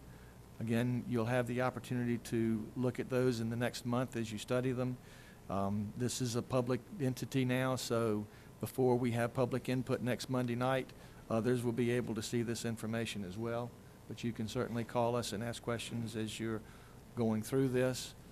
The next slide gives us our projected federal revenue funds and what we have to look at here for title by title, and what we are working with.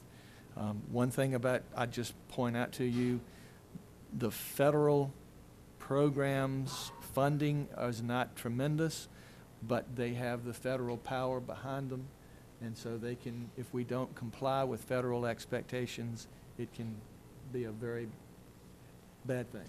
That's right. Federal sources is the next one with the chart explanation so that you can see what portion that's working out to be for us.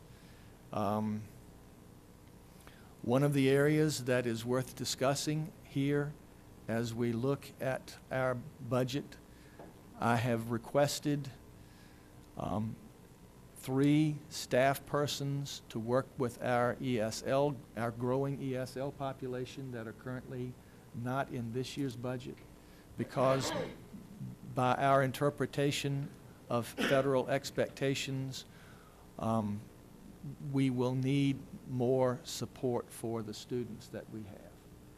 And if we were to have an audit, it would be possible that not funding, even though we don't have federal funds in here for those positions, not funding them could mean that we'd have to take resources that are currently going into our regular classroom to be able to take care of those things. So that's the kind of barriers, that's the kind of difficulties that we run into as we look at this. The expectations outweigh what we're getting from the federal government on this, and it comes back to become the responsibility of the local schools. Projected revenue for school foods is next. Again, you can see and ask questions about that through the month as we go in, or tonight if you have specific ones. Our debt service is the next one. You can see that the debt service is declining. We do have in the budget a request for another bus project, a bus lease for next year. We didn't have that in this year's budget. We have two. We're finishing one, okay? We have one that will carry over. We will, our goal is to have a second one start so that we can keep our bus fleet up, okay? All right, any questions from revenues? Expenditures, expenditure highlights. I'm going to be talking with you about 2 levels of salary increase. I'm recommending that we look at and take a 5% salary increase across the board, okay? We currently, as you will see, I'll show you later on, we have the lowest salaries in the region and the second lowest salaries in the state. It's hard to compete with that level of support for our teachers, because that's one of the things they look at first. We are including in the package the benefits that have to go along with that. We have to pay the benefits. We don't have an option. The health insurance costs we anticipate will increase this year. We do not have in this budget that we will pay the health insurance costs next year, the increases for next year. That's going to have to go back to the teachers, but that's another reason why the salary increases need to be at this level. And you can see there's approximately a 2% VRS increase. There's a retiree health care credit increase. There's an acceleration of the hybrid plan for participants. There's some need for additional personnel. There's no additional personnel at the administrative level. In fact, we're looking at cutting one position at administrative level for next year at central office. That's the one of the technology positions that I've spoken with you earlier. So we're looking here at that piece of it, but there are some needs because we have to teach the students in a variety of ways, and then some professional developments that we have, and you can see those costs in here. Now, for the salary increases, I want to point out that you can see where we are at 2017. You can see where we're looking to go when what salary costs for our new teachers. We're looking at salary increases across the board: bus drivers, nurses, teaching staff, administration, because all of our scales are lower than around the region and state. These figures are looking at beginning teacher salaries because that's the only one we can compare apples to apples with other regions, okay? But it will be a similar increase across the board. It will cost $1,077,648 for a 3% increase. It'll be a cost of $1,561,427 for the 5%. As we would look, and you can see where that places us. If you go to the next sheet, you can see for beginning teachers where that will place us in the region with their current salaries for their teachers. Now again, I don't know what any of these school divisions are going to do this year for their teachers next year, but we're looking at where we would be next year if nobody else changes theirs. So, and you heard me mention earlier that with a 5%, we would go to halfway because that's what you asked us for. This will take, as we look at an average of all of our teachers and our scales, it would take us to the place between Amelia and Prince Edward on average. But our beginning teachers would still be at fourth up from the bottom, because that's the only one, again, we can compare exactly one level to another. But we think this is important. All right. Operational categorical expenses. I mean, you'll have opportunity to go through these. I'll go through them pretty quickly. These are the various funds that we work within: instruction, administration, pupil transportation, operation, maintenance, technology, and all of these are in our Fund 1 categories. This is what we're looking at, proposed expenditures. This includes salaries for teachers. This includes the new teachers that we will need. The other, as I look at this, and I want to make mention of it, the other unfunded mandate that we have to deal with here is what we're calling the student discipline laws that are still alive at the legislature. There were 3 bills in Senate and House that actually put limitations on how we can suspend students from school for disciplinary infractions. Some of them actually said that we would not be able to suspend students from school at all. I think the one that we'll end up with probably will say there's going to be severe limitations. The legislature's goal with that is that students who are suspended don't get as good an opportunity for an education as when they're in school. And I understand that, and I appreciate that. But the reality is, if a student is not behaving in school, we don't want to put them back in the classroom with the rest of the students. And so we need to come up with an alternative education type of program for those students, either short-term or long-term, for whatever the infraction might be, to give them the education that they need in the school environment, but not necessarily in the classroom.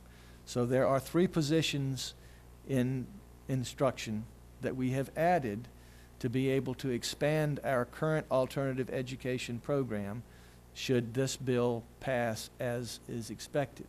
Currently, the Senate version has gone to the House and not been passed, but the House version has gone to the Senate and is still being expected, and so we think there's a chance then the governor won't veto that. So we're looking at that. If it doesn't pass, then we may be able to take that funding out, but it's going to come up again, I'm sure. So we have to think about that.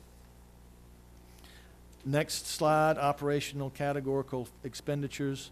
You can see how they break down instruction with each of the areas for the Fund 1. You can look from 2014, 15, 16, 17, and 18, how these various categories have grown from year to year. With the next slide, this one, with the numbers that go along with them. I have the specific numbers and can give them to you as you're considering it through the month. As you go to the next one, you'll see the various funds that we actually work within. Fund 1 was the instructional, which you've seen. Fund 2 is school food. That's federal program. Fund 3 is as well as federal. Fund 4 is debt service. Fund 5, textbooks. Total projected expenditures for next year are now in excess of $51 million with this budget. And when you move on to the next slide, you will see what the local contribution would be for that overall with projected revenues and what the local what would be asking the Board of Supervisors to support us with as a part of that overall. The final one is expenditure and revenues budgets at a glance, and total we will be asking you to vote for taking to the Board of Supervisors an increase in next year's budget of $5,833,098. Increasing by category, this is actually taking that $5 million and saying which categories it's in. The teacher salaries are built in as they would be applicable to instruction for teachers, counselors, and so forth. Administration for administration salary increases. Pupil transportation for the areas related to that area with bus drivers. Operation and maintenance, you can see increases as we would be looking for being able to support the our maintenance persons as well as with the custodians, and then increases in technology because our technology costs do continue to grow. And that's what we will have to have conversation, take to the public for next Monday night, have questions as we go through it, and then vote on at the March meeting. Or questions that you have now.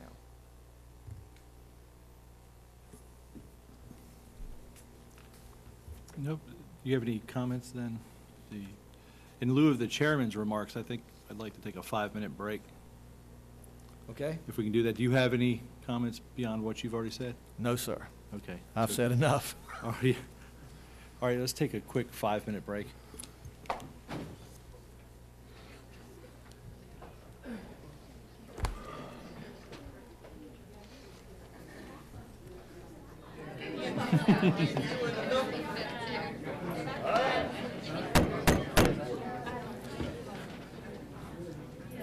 I think we should go ahead and get started back.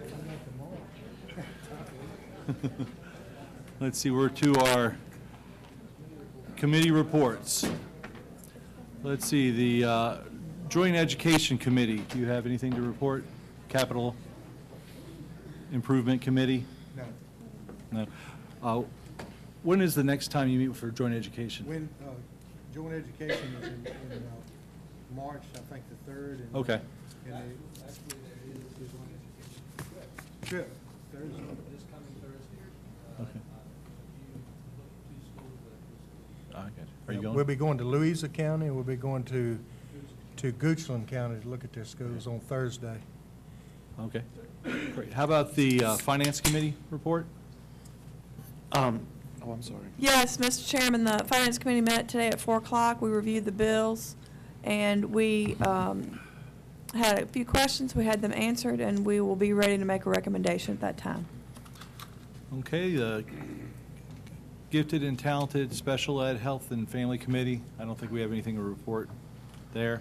CTE Career and Technical Committee, I think we've heard from CTE tonight, unless you have something to, no. And Athletics Discipline Committee? Athletics, Parkview Middle School, girls team. I believe this is their 3rd year winning the championship, and I think their 2nd or 3rd year going undefeated, which is pretty impressive for this area. That school has a strong program, and they're really training a lot of young ladies going up that are going to soon play at the Parkview High School. So they're doing great students, great coach, and having great success. That's all I have. Okay, now we're to the public input session. Madam Clerk, has anyone signed up to speak? Yes, we have one. Okay. At this time, matters may be publicly brought to the attention of the board and administration. Public comments at board meetings are just one of many avenues for communication, and the board recognizes and appreciates the importance of input from and communication with the public we represent. The public is invited to sign up to speak. The clerk of the school board will write down your name, contact information, and the topic that you wish to speak about. The public is allowed up to 6 minutes at most meetings to express their views. Please respect that time limitation. It will be enforced. Please understand that it may not be possible to immediately respond to questions. As a reminder, it is inappropriate at a public meeting to make personal attacks, to be defamatory, or to disparage individuals or identifiable groups. Again, we welcome and appreciate your input. Prior to beginning your comment, please state your name to the board. Ms. Frank?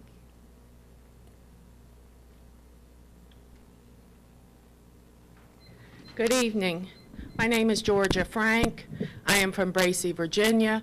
I have a son that is a senior at Parkview High School. I felt as if the remarks made by Ms. Gardner needed to be addressed at this forum. I was appalled by her remarks. As a parent of the Parkview FBLA president, it was a difficult conversation trying to explain why someone that is supposed to be looking out for the best interest of all of our children in Mecklenburg County would make such a rash remark about looking forward to the demise of all businesses in South Hill. It is my understanding that Ms. Gardner has said her remarks concerning South Hill businesses were meant as a joke. I assure you they were not taken in jest. If I were to stand here and make an ethnic joke, I assure you I would be a bigot. It is the meaning behind it, not the delivery. Mrs. Lori Wright should be applauded that she took her personal time to research the idea of consolidated schools and how it impacts local businesses. Whether the individual school board members agree with Mrs. Wright or not, she stepped forward and took a stand for her community.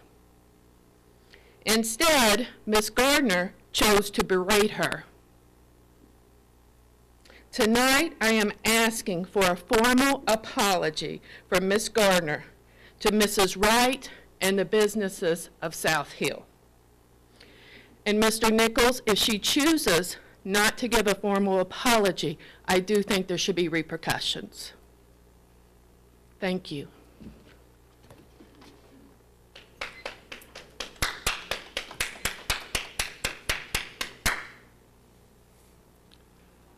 Okay, we are now to the action items. The minutes for the special meeting held January 4th, 2017. Do I have a motion that the school board approves the minutes of the special school board meeting held on January 4th, 2017? So moved. Second. I have a motion by Mr. Honeycutt and a second by Mr. Edwards. Roll call. Mr. Sturtevant? Yes. Mrs. Bailey? Yes. Mr. Palmer? Yes. Mr. Honeycutt? Yes. Mr. Campbell? Yes. Mr. Edwards? Yes. Mr. Ritchie? Yes. Minutes from regular school board meeting held January 17th, 2017. Do I have a motion that the school board approves the minutes of the regular school board meeting held on January 17th, 2017? So moved. Second. I got a motion from Mr. Sturtevant, seconded by Mr. Edwards. Roll call. Mr. Sturtevant? Yes. Mrs. Bailey? Yes. Mr. Palmer? Yes. Mr. Honeycutt? Yes. Mr. Campbell? Yes. Mr. Edwards? Yes. Mr. Ritchie? Yes. The bills. I believe we have a motion from Ms. Bailey that the bills be paid. The Finance Committee is recommending that the bills be paid as they were presented. No second required. All right, roll call. Mr. Sturtevant? Yes. Mrs. Bailey? Yes. Mr. Palmer? Mr. Honeycutt? Yes. Mr. Campbell? Yes. Mr. Edwards? Yes. Mr. Ritchie? Yes. Personnel. Do I have a motion that the school board approves the personnel recommendations? So moved. Second. I have a motion from Mr. Edwards, seconded by Mr. Sturtevant. Roll call. Mr. Sturtevant? Yes. Mrs. Bailey? Yes. Mr. Palmer? Yes. Mr. Honeycutt? Abstain. Mr. Campbell? Yes. Mr. Edwards? Yes. Mr. Ritchie? Yes. The Bluestone Middle School 21st Century overnight field trip to Roanoke, Virginia. Do I have a motion that the school board approves this? Second. I have a motion by Mr. Palmer and seconded by Mr. Edwards. Roll call. Excuse me, ahead. Mr. Chairman. Could we get a full statement of that motion, please? Okay. It's the school board approves the Bluestone Middle School overnight field trip to Roanoke, Virginia, March 7th through the 8th, 2017. Thank you. Roll call. Mr. Sturtevant? Yes. Mrs. Bailey? Yes. Mr. Palmer? Yes. Mr. Honeycutt? Yes. Mr. Campbell? Yes. Mr. Edwards? Yes. Mr. Ritchie? Yes. The 2017 VSBA Business Honor Roll. Do I get a motion that the that the school board approves the 2017 VSBA Business Honor Roll nominees? So moved. I have a motion from Mr. Honeycutt, and who was the second? From Mr. Palmer. Roll call. Mr. Sturtevant? Yes. Mrs. Bailey? Yes. Mr. Palmer? Mr. Honeycutt? Yes. Mr. Campbell? Yes. Mr. Edwards? Yes. Mr. Ritchie? Yes. Now we're on to the Board of Supervisors resolution, and I guess there'll be some discussion on this one. I thought it was important that we give some indication back to the Board of Supervisors because they are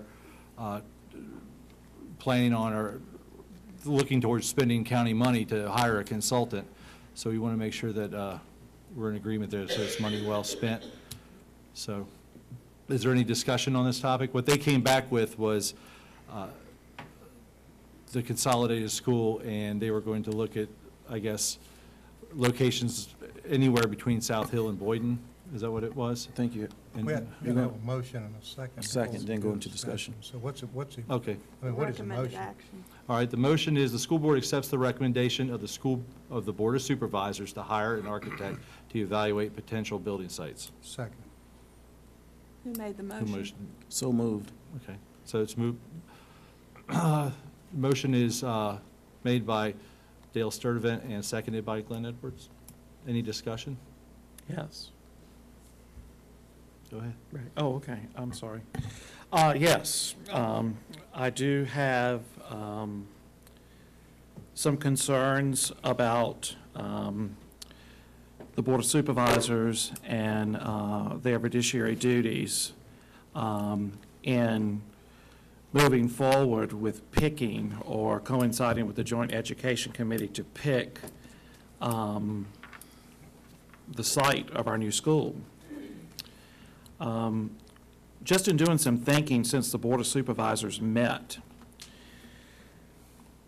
there's not another principality, or excuse me, municipality, or any other agency in this county of which they hover over like they do with the school system. I don't know if it's because of lack of trust. I'm not real sure what the issues are. I know when our sheriff's department goes out and they buy new cars, I doubt very seriously that the Board of Supervisors will go and pick out new cars, or our 911 center, our Justice Department here, our county offices, you know, the nice new renovations we just did in Boynton there.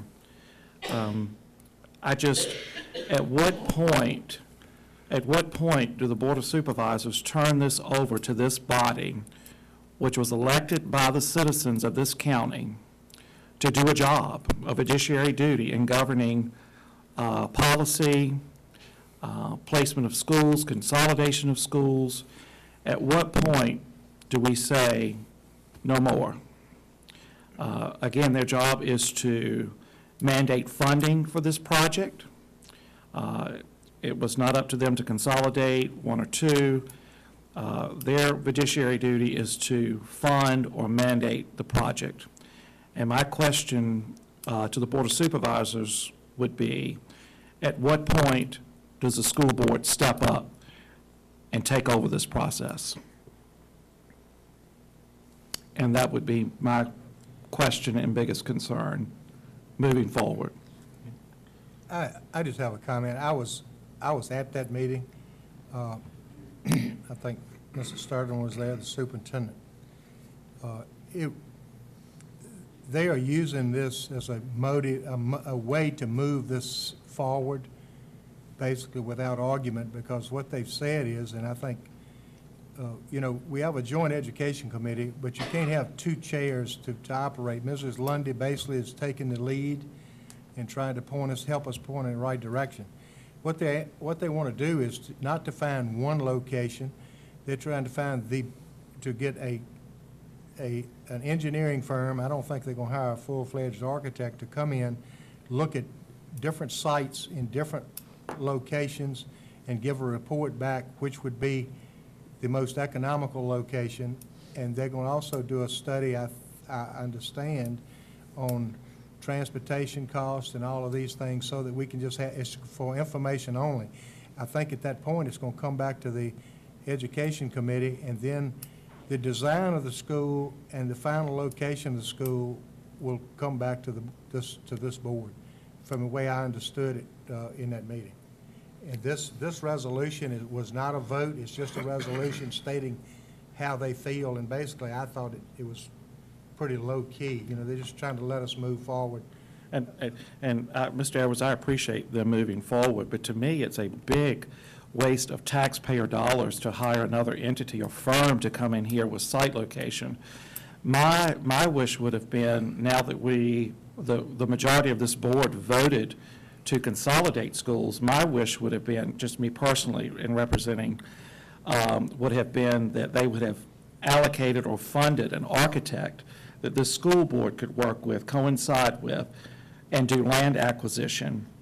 And then at that point, come back to the school board, and then we decide as a majority where that school is going to go. I just, hiring a separate firm, like they hired the one that did the survey initially, it's just a waste of taxpayer money.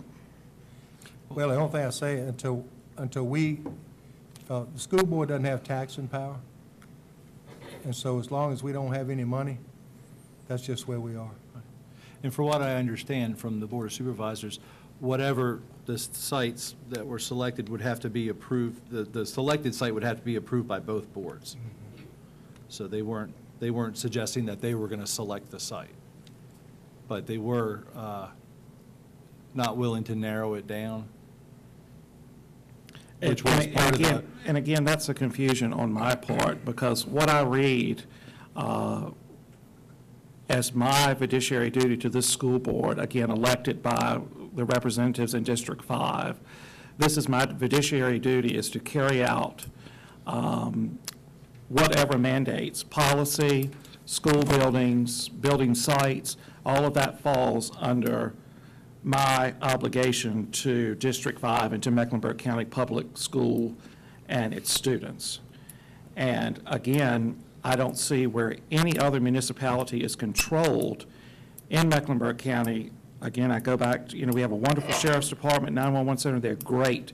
But I don't see that same interaction with these municipalities like I've seen with this board over the last 10, 15 plus years. Because I remember back in the day that this was an appointed board, if I remember correctly, by the Board of Supervisors, and then it went to an election cycle. So I just don't understand the involvement. And, it concerns me that they don't have the faith in this board to do what's in the best interest of its students and the people we serve. It really does bother me. Well, there's a long history with the school board. Yes, and the Board of Supervisors. I understand So that. we're kind of carrying that burden. I understand that. I Right or understand wrong. Well, I guess one question I have is, how are they going to pick a site when we haven't told anybody what we want? I mean, the Board of Supervisors have been to Charlotte County. They love the working farm that they have, 100 acres? And I've heard that they want that here. Are they going to commit to the finances to run that farm? If not, we don't need 160 acres. We need less land. So wouldn't it be better to get some kind of commitment of what we want before we start looking for a site? Well, that's what I was going to ask Mr. Honeycutt. What would you see as the next, if this is not the next step, what they've suggested, what is the next I would step? like to see a motion go on this floor this evening. I'd like to make a motion that we move forward in asking for funding to hire an architect. That architect would come in, working with the Joint Education Committee, with the Board of Supervisors, and with this committee as well, Mr. Edwards and Ms. Bailey. Ms. Bailey, I'm sorry, yes. Mr. Palmer. And Mr. Palmer. And Mr. Palmer, yes, sir, thank you. And allocating those funds for an architect to work with this board, and its next step would be land acquisition. Mr. Honeycutt, I believe that's what they're doing. Ms. Lundy, at the meeting, they talked about utilizing the Joint Education Committees, having a meeting with the Joint Education Committee, which we all can go to. And through that Joint Education Committee, I'm looking at hiring an architect, because I said specifically, why should we do it twice? we should work hand in hand to hire an architect that can do the land acquisition as well as transition into design, which falls under what we do. I think also the question is, why is the supervisors so involved? We take up the biggest portion of the money in this county. And because this is X number of millions of dollars project, no other agency in the county utilizes the amount of money that the school system does. We're the biggest fish in the pond. So the way I think Ms. Lundy was saying, through the Joint Education Committee, which we all can attend, they're going to have a meeting to talk about exactly that. And that's where we can give input through the Joint Education Committee. And like Mr. Ritchie said, it's going to come back to us. We have to agree. And we don't have any information yet as far as what the locations are going to be, what's going to be the cost of each location. So I think it's imperative, before we decide on what or where, we know what the real numbers are. And I think Ms. Lundy should be applauded that Ms. Lundy even said at that meeting, she hopes to break ground this year. She wants this to be done and not kick down the road any further. So in a sense, they're pushing us for trying to get new facilities so our students can have a higher achievement, to be in the facilities that we all want. We want the same thing, and I think they just want to work hand in hand so it's not delayed anymore. That's the way I took it from the meeting. And again, I appreciate that as well. For me, and I can only speak for myself, that the resolution that came back, the last paragraph about, where it's going to be, or this, that, and the other, centrally located transportation. We've already talked about all of that. Their role in this, again, you said we're the biggest fish in the pond. Yes, I can agree with that. But there are other fish in that pond that they divulge money to, or, appropriate money to these other municipalities. And there's not that control there. I know we're talking about $100 million. That is a lot of money. But I respect them to do a job, and I want them to give me the same respect in doing a job that I was elected to do on this body as well. And I just don't understand the key significance of, going to look at the schools, for example. I didn't understand that. I think is in line with what we're currently doing. We do not get a lump sum budget. So in a sense, it's the same thing. They're not going to give us a lump sum for this project. It's going to be stages. Right. And that's why I said, moving forward, let's ask for the money to hire the architect, and then that architect, whichever firm this board, the majority of this board chooses, at that point, the next step would be land acquisition. And we would need the architect to say, this is what we need, this is how many students we have, this is what we're proposing. What sites do we need? What sites are available? And to look at those. That's why I'm saying I think that is the next important step. Well, here's one problem that we have right now. And I know why Ms. Lundy is moving us forward. And maybe I'm a failure in this. I'm at one time, of course, when we sit here, I supposedly chair the educational committee for the school board. But when we get over there, it's easier for one person to be in charge of both committees and let's move in a direction, which she looks at me to agree or not to agree. And we have not planned anything. We're sitting over here doing nothing except arguing with each other. And so now, at least we have a direction, but we should be right now talking about, and our superintendent knows the educational plan that we need, and we all kind of agree with exactly what he's doing and how we're going at it with the state and our administration and all of our teachers. Here's the thing. We need to be talking about, do we want open spaces? Do we want teaching spaces? And all of that we have to get input from the teachers, from the administration. We should be putting together right now a focused plan on what type of school we want. Because you can't, it's no reason to hire an architect. Let me tell you what an architect's going to cost. If it's a $100 million project, it will cost $10 million. 10 million, Probably. it's 10%. Somewhere around there.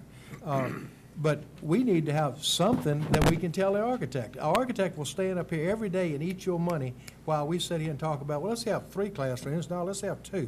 All of these things need to be put together in some type of form and plan so that we can say this is what we want. Meanwhile, if we are looking at locations, we're killing 2 birds with 1 stone. No decision will be made to build a school without the school board, because that's just state law. That's just the way it is. It will not happen without this school board making that decision. But if we start working on our things and going and looking at the schools, she did that with the educational committee, because we can't take 20 people to walk through Gooseland High School in the middle of class day. So she asked the 2 educational committees to go and then bring back information about what we saw. I've already been to them, but I'm gonna go again. And that's just, I think we've got to work together, and I think this shows a little bit of we're working together. You know, we're not fighting. Right, no, and again, it wasn't anything argumentative or me wanting to fight. I'm sorry. I'm just sorry. I'm not saying that we are arguing among ourselves, but this procedure has been done before. The superintendent and the school board travel up, and I was one of the ones that went with them to this particular school, to Richmond in particular. And we toured the building, we looked at what was there and how it was designed. That was the school board, not the board of supervisors. I don't know how and why the board of supervisors would go and do what this board should do. Yeah, if you had said that this board wanted to go take a look along with our superintendent, I'd be more than happy to say that that's the right way, because it has been done before. The same procedure has been done before. Well, Thursday at 8 o'clock, you're invited. You're on the educational committee. Yeah, education committee is correct, but I'm not going with the board of supervisors. Simple as that. No, sir, we're going on our own. Our board is going in one car, they're going in another. We're going, that's a different story. But, I mean, so, But you're welcome. I thought that we were going as a joint committee of the board of supervisors. But we It is are, a but joint. they're driving and we're driving, and we're gonna walk through the building. So But if if they're- if you don't even wanna walk through a building with them, we have a Okay, problem. I'm talking to the Yeah. chairman. Yes, sir. Yeah, I guess I would question if they were going to end their involvement after land acquisition, then what are they going and looking at a school for? And again, my only question for this, and again, I'm doing homework, I'm trying to represent my constituents to the best of my ability. But the 7 building projects right now that are going on closest to Mecklenburg County, the Board of Supervisors have allocated the money. The school boards are in control from there. They have no involvement from their Board of Supervisors. They're not going to visit. They're not going to look. They trust their school board, their governing body of school board members, to do a job that they've been elected to do. And that's my only concern. Where are they? I'd like to go see some of their projects. 7 projects in. 7 projects, yes, going on close to Mecklenburg County. $100 million projects. More than 100 million. Gee, Mr. I'll Chairman, get a list of those. Yes. last month, this board made a motion, Mr. Campbell made a motion to consolidate schools. And the board supported that. He also, part of his motion was location. And this board voted on that. And I guess, from my perspective, it would have been nice for the supervisors to acknowledge that either they agree with our motion or they disagree with our motion. The resolution that they have passed seems ambivalent to our motion. It's what they've been saying all along without any regard for what this board has done. And so that's my issue, that we're not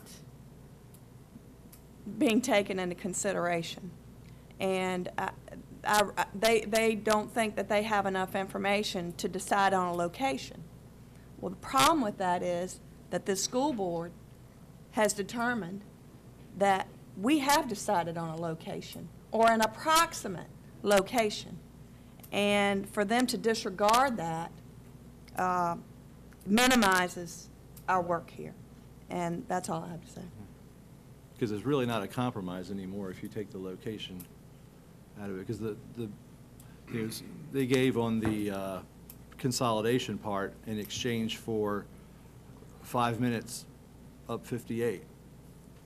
And now they don't want to agree. They didn't give in. No. They hadn't given up. No, the people that voted for it here on the school board, the compromise was they. Let's vote it down and go home. I mean, Well, I guess the question is, the next logical step, no matter who does it, is to look for sites. Right. And again, I think, looking really, at what the recommendation is, the school board accepts the recommendation of the Board of Supervisors to hire an architect to evaluate potential building sites. But it doesn't say where those sites are. Well, can Well, somebody no. tell me where the site is we think? No one knows where the site is. It's the point of evaluating the it sites. said, the motion was not west of Route 4, was the motion. No site has been picked out. This motion. Well, no, the site wasn't picked, but the motion was. Well, the motion was a little. Where east of Route 4 with the butcher stove? Tell me the number. Mr. Edwards, I don't know that. I'm just telling you what the motion was. Go look at it. There are sites available out there. I think through the Joint Education Committee, those sites can be identified. Hiring the architect is going to have to happen. Through the Joint Education Committee, which we all can attend, that's where we can have the conversation about where the site should be looked at. No one, the Board of Supervisors have not decided where they're going to look. Ms. Lundy has said through the Joint Education Committee, that's where they can talk about it. So either we're going to accept the recommendation to hire an architect to look at sites, or I guess we're not. Yeah, vote it one way or the other. Call for the vote. So, Well, you have something else? no, I was just going to say, are we voting on this, or are we Yes, going? you have to vote on it. That's a motion. That was the motion and seconded, so, Well, Mr. Campbell? I understand we don't have a site. I understand we gotta find a site. Now, do we provide the Joint Education Committee with a location to start looking, or how? The Board of Supervisors doesn't need our possessions to go look at a site. They can take our money if they want to and go look for a site, and we can't do anything about it. Right, they can go with or without us. It's not our money, it's their Well, money. I understand. Actually, it's the taxpayers' money. That's right, but we don't have anything to say about the money. They can go look for a site next week if they want to. There's nothing you can do about it. You know, I'm just telling you. They've asked to do it through the Joint They've asked to Education do it Committee. Right. To But- make it, Yeah, but my concern with this, when I talked to him, was that if the site was, if we knew ahead of time the site was not going to be approved by the school board, then why pay somebody to go find it? You still It's have, just like the money that they spent on the thing that started all this off. You know, that was, to me, wasted money. They came up with options that we were never going to have. I mean, it was the whole thing was a farce. I guess what I'm saying, what Brent is saying, is the architect gonna go look at Parkview High School for a site? I would hope not, but I don't know. I All don't right, know. well, I would hope that he wouldn't go to Boydton. I don't control. So I don't how does control that, what they're gonna do. how does that work? I don't have any idea. Yeah. If he looks in Boydton, then he needs to look at Parkview High The School, Joint 'cause that's, Education Committee was gonna, I guess, try to give them direction. I don't know. No, we didn't go to cover, nobody covered that. The only thing they wanted to do was go ahead and hire somebody to start looking at sites, viable sites for the school, that's all.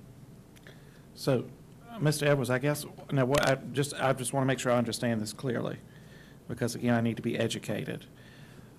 If the Board of Supervisors wanted to, they could take our money and pick the site. It's not our money. They can't pick the site, but they could hire a consultant. They can hire the consultant to pick the school. And look at viable. And ultimately, not only that, but build the school in the whole 9 yards without this board's approval. I don't believe no, so. no, they can't do that. They're not gonna- Okay, so they can't do that. Build the school, no. I already said that, they're not gonna do that. I Yeah. just wish, And they said it, I mean, the chairman of the Board of Supervisors sat there, had you been there, and explained it in public, exactly what we're gonna do. And he's in your district. Yeah, I mean, he and I are in contact at least once a week. And he sat there and stated exactly what was gonna happen. He said, we're gonna hire these people, we're gonna look at viable sites. But there again, why is the Board of Supervisors going to hire the people? Well, the Education Committee's They're going to hire. The Education Committee, the Joint Education Committee is gonna hire the people to look at the sites, gonna come back, talk about it, and then eventually, when a site is selected or a recommendation, it'll come back to the school board. If you don't like it, you don't have to approve it. You approve what site you want to approve. I don't know. Mr. Chairman, I call for a vote. I already called for it. You keep talking. So, I thought we were having discussion. Yeah. I don't care if we sit in here till Well, 12 it's o'clock. important, yeah. Can I hear the motion again, please?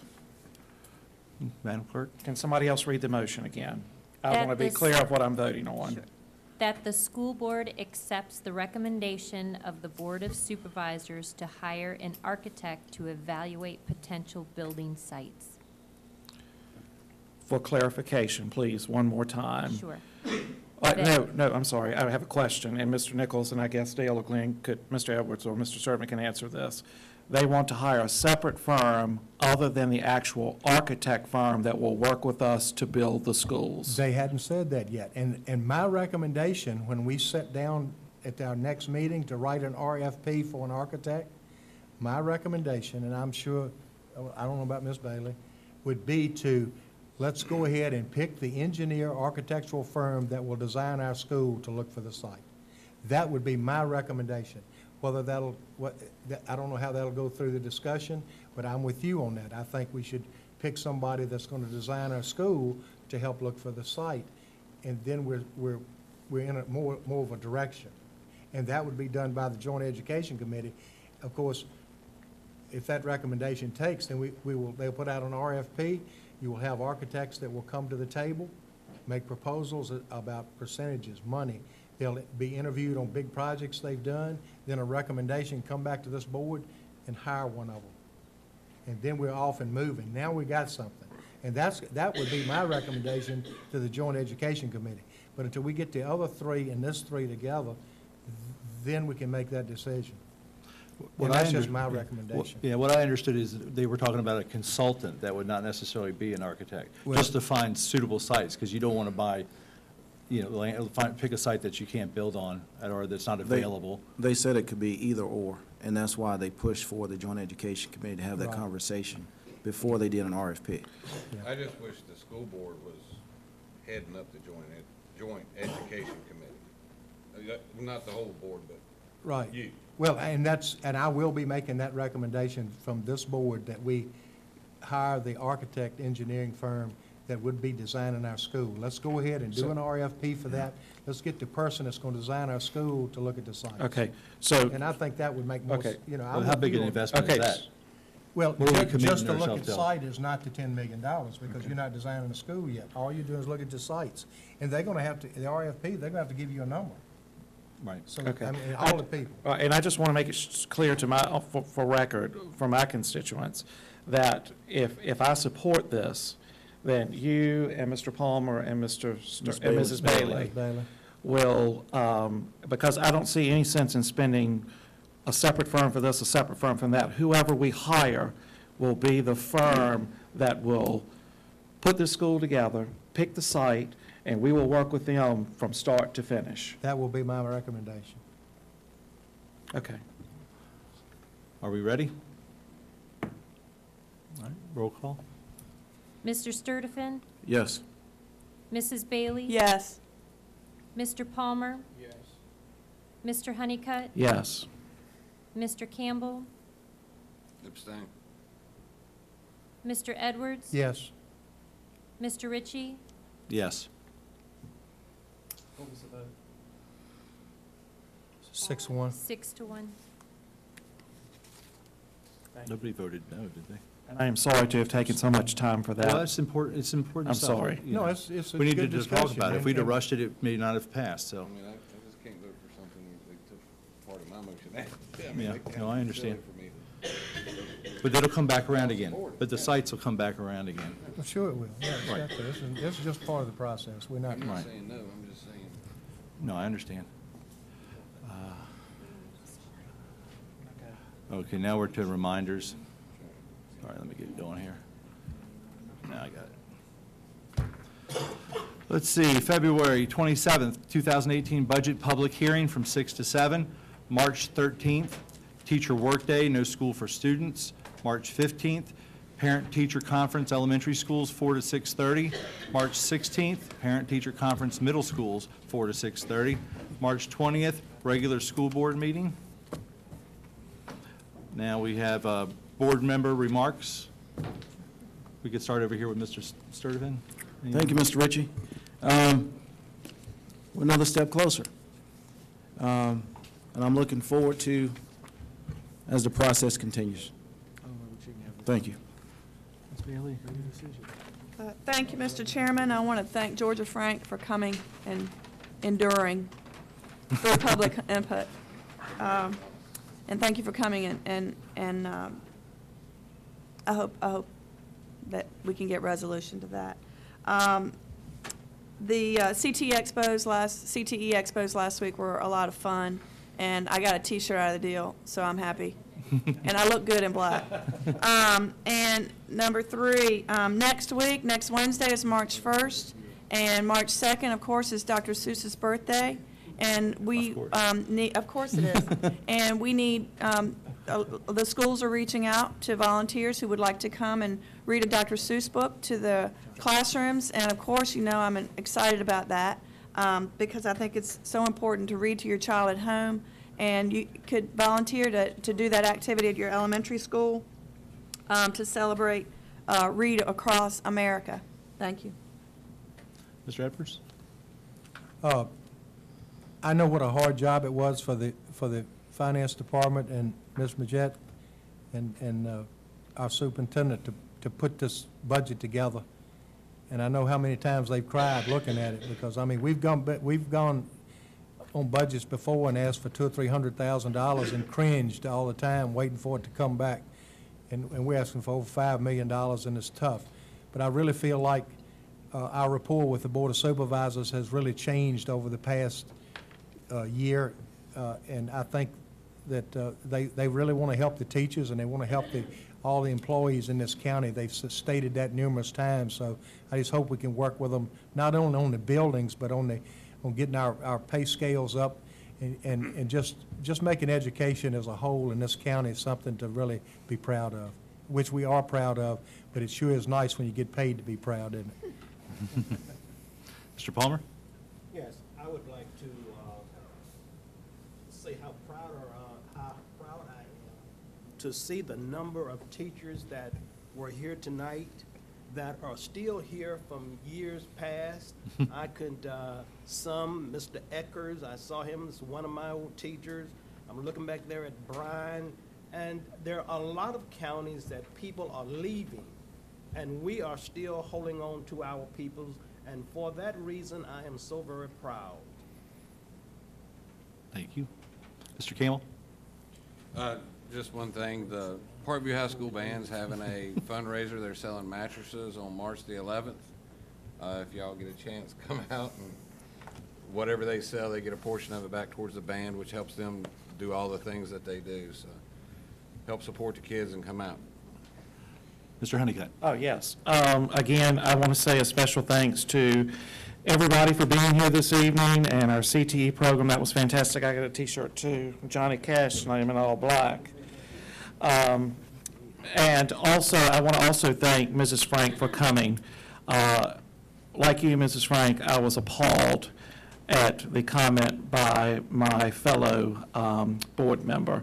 As a small business owner in South Hill, I was highly offended, and so were many other of my constituents who are small business owners. And I pray that she will do the right thing and make that public apology to those businesses, whether she meant it catty or not. But thank you for coming to speak. I also want to give everybody an invitation. Any of you who've watched Annie, I'm playing Daddy Warbucks. I will tell you, I'm not shaving my head, but we open up March the 11th, so with that, bring your children, and the reading things coincide with what Mrs. Bailey does with reading. Yeah, Mr. Palmer, you could play the part. What's that? Free tickets. Yeah, you can come if you buy a new mattress. Yeah, if he's treating. But anyways, thank you all. Thank our teachers, our staff, all of our people, our administrators. Again, Dr. Majette, Mrs. Peffer. It's a big number, but I'm hoping that the Board of Supervisors will put the money where their mouth is and let us move forward in making Mecklenburg County a beacon of light in the education system in this county. Thank you. Okay, just, I wanted to thank Ms. Frank for coming as well and speaking. And, we did a resolution tonight in support of small businesses. We want to know that what the board feels like. And we're going to sign on to that hopefully next month. And we have small business centers right here on the board, Mr. Edwards, Mr. Honeycutt, not that long ago, Ms. Bailey. So we appreciate what they do, and I know we're always coming to them for support, and they're always very supportive, and we want them to know that. And also, I appreciate the facilities conversation we had tonight, that we were able to have a civil conversation, and everything has been dialed down a notch or so, and we're able to actually and we're moving forward with it, and being civil and patient with each other, and I appreciate all those things. So, if there's nothing else. Motion to adjourn. Please, All in, can you make sure you sign the resolution before you leave tonight? okay, we need to sign this resolution before this is the one for the VSBA. Yes, please. Thank you. These is- Oh, Yeah. All in favor of ending this meeting? Yes? Yes. Yes. All right, we're out of here.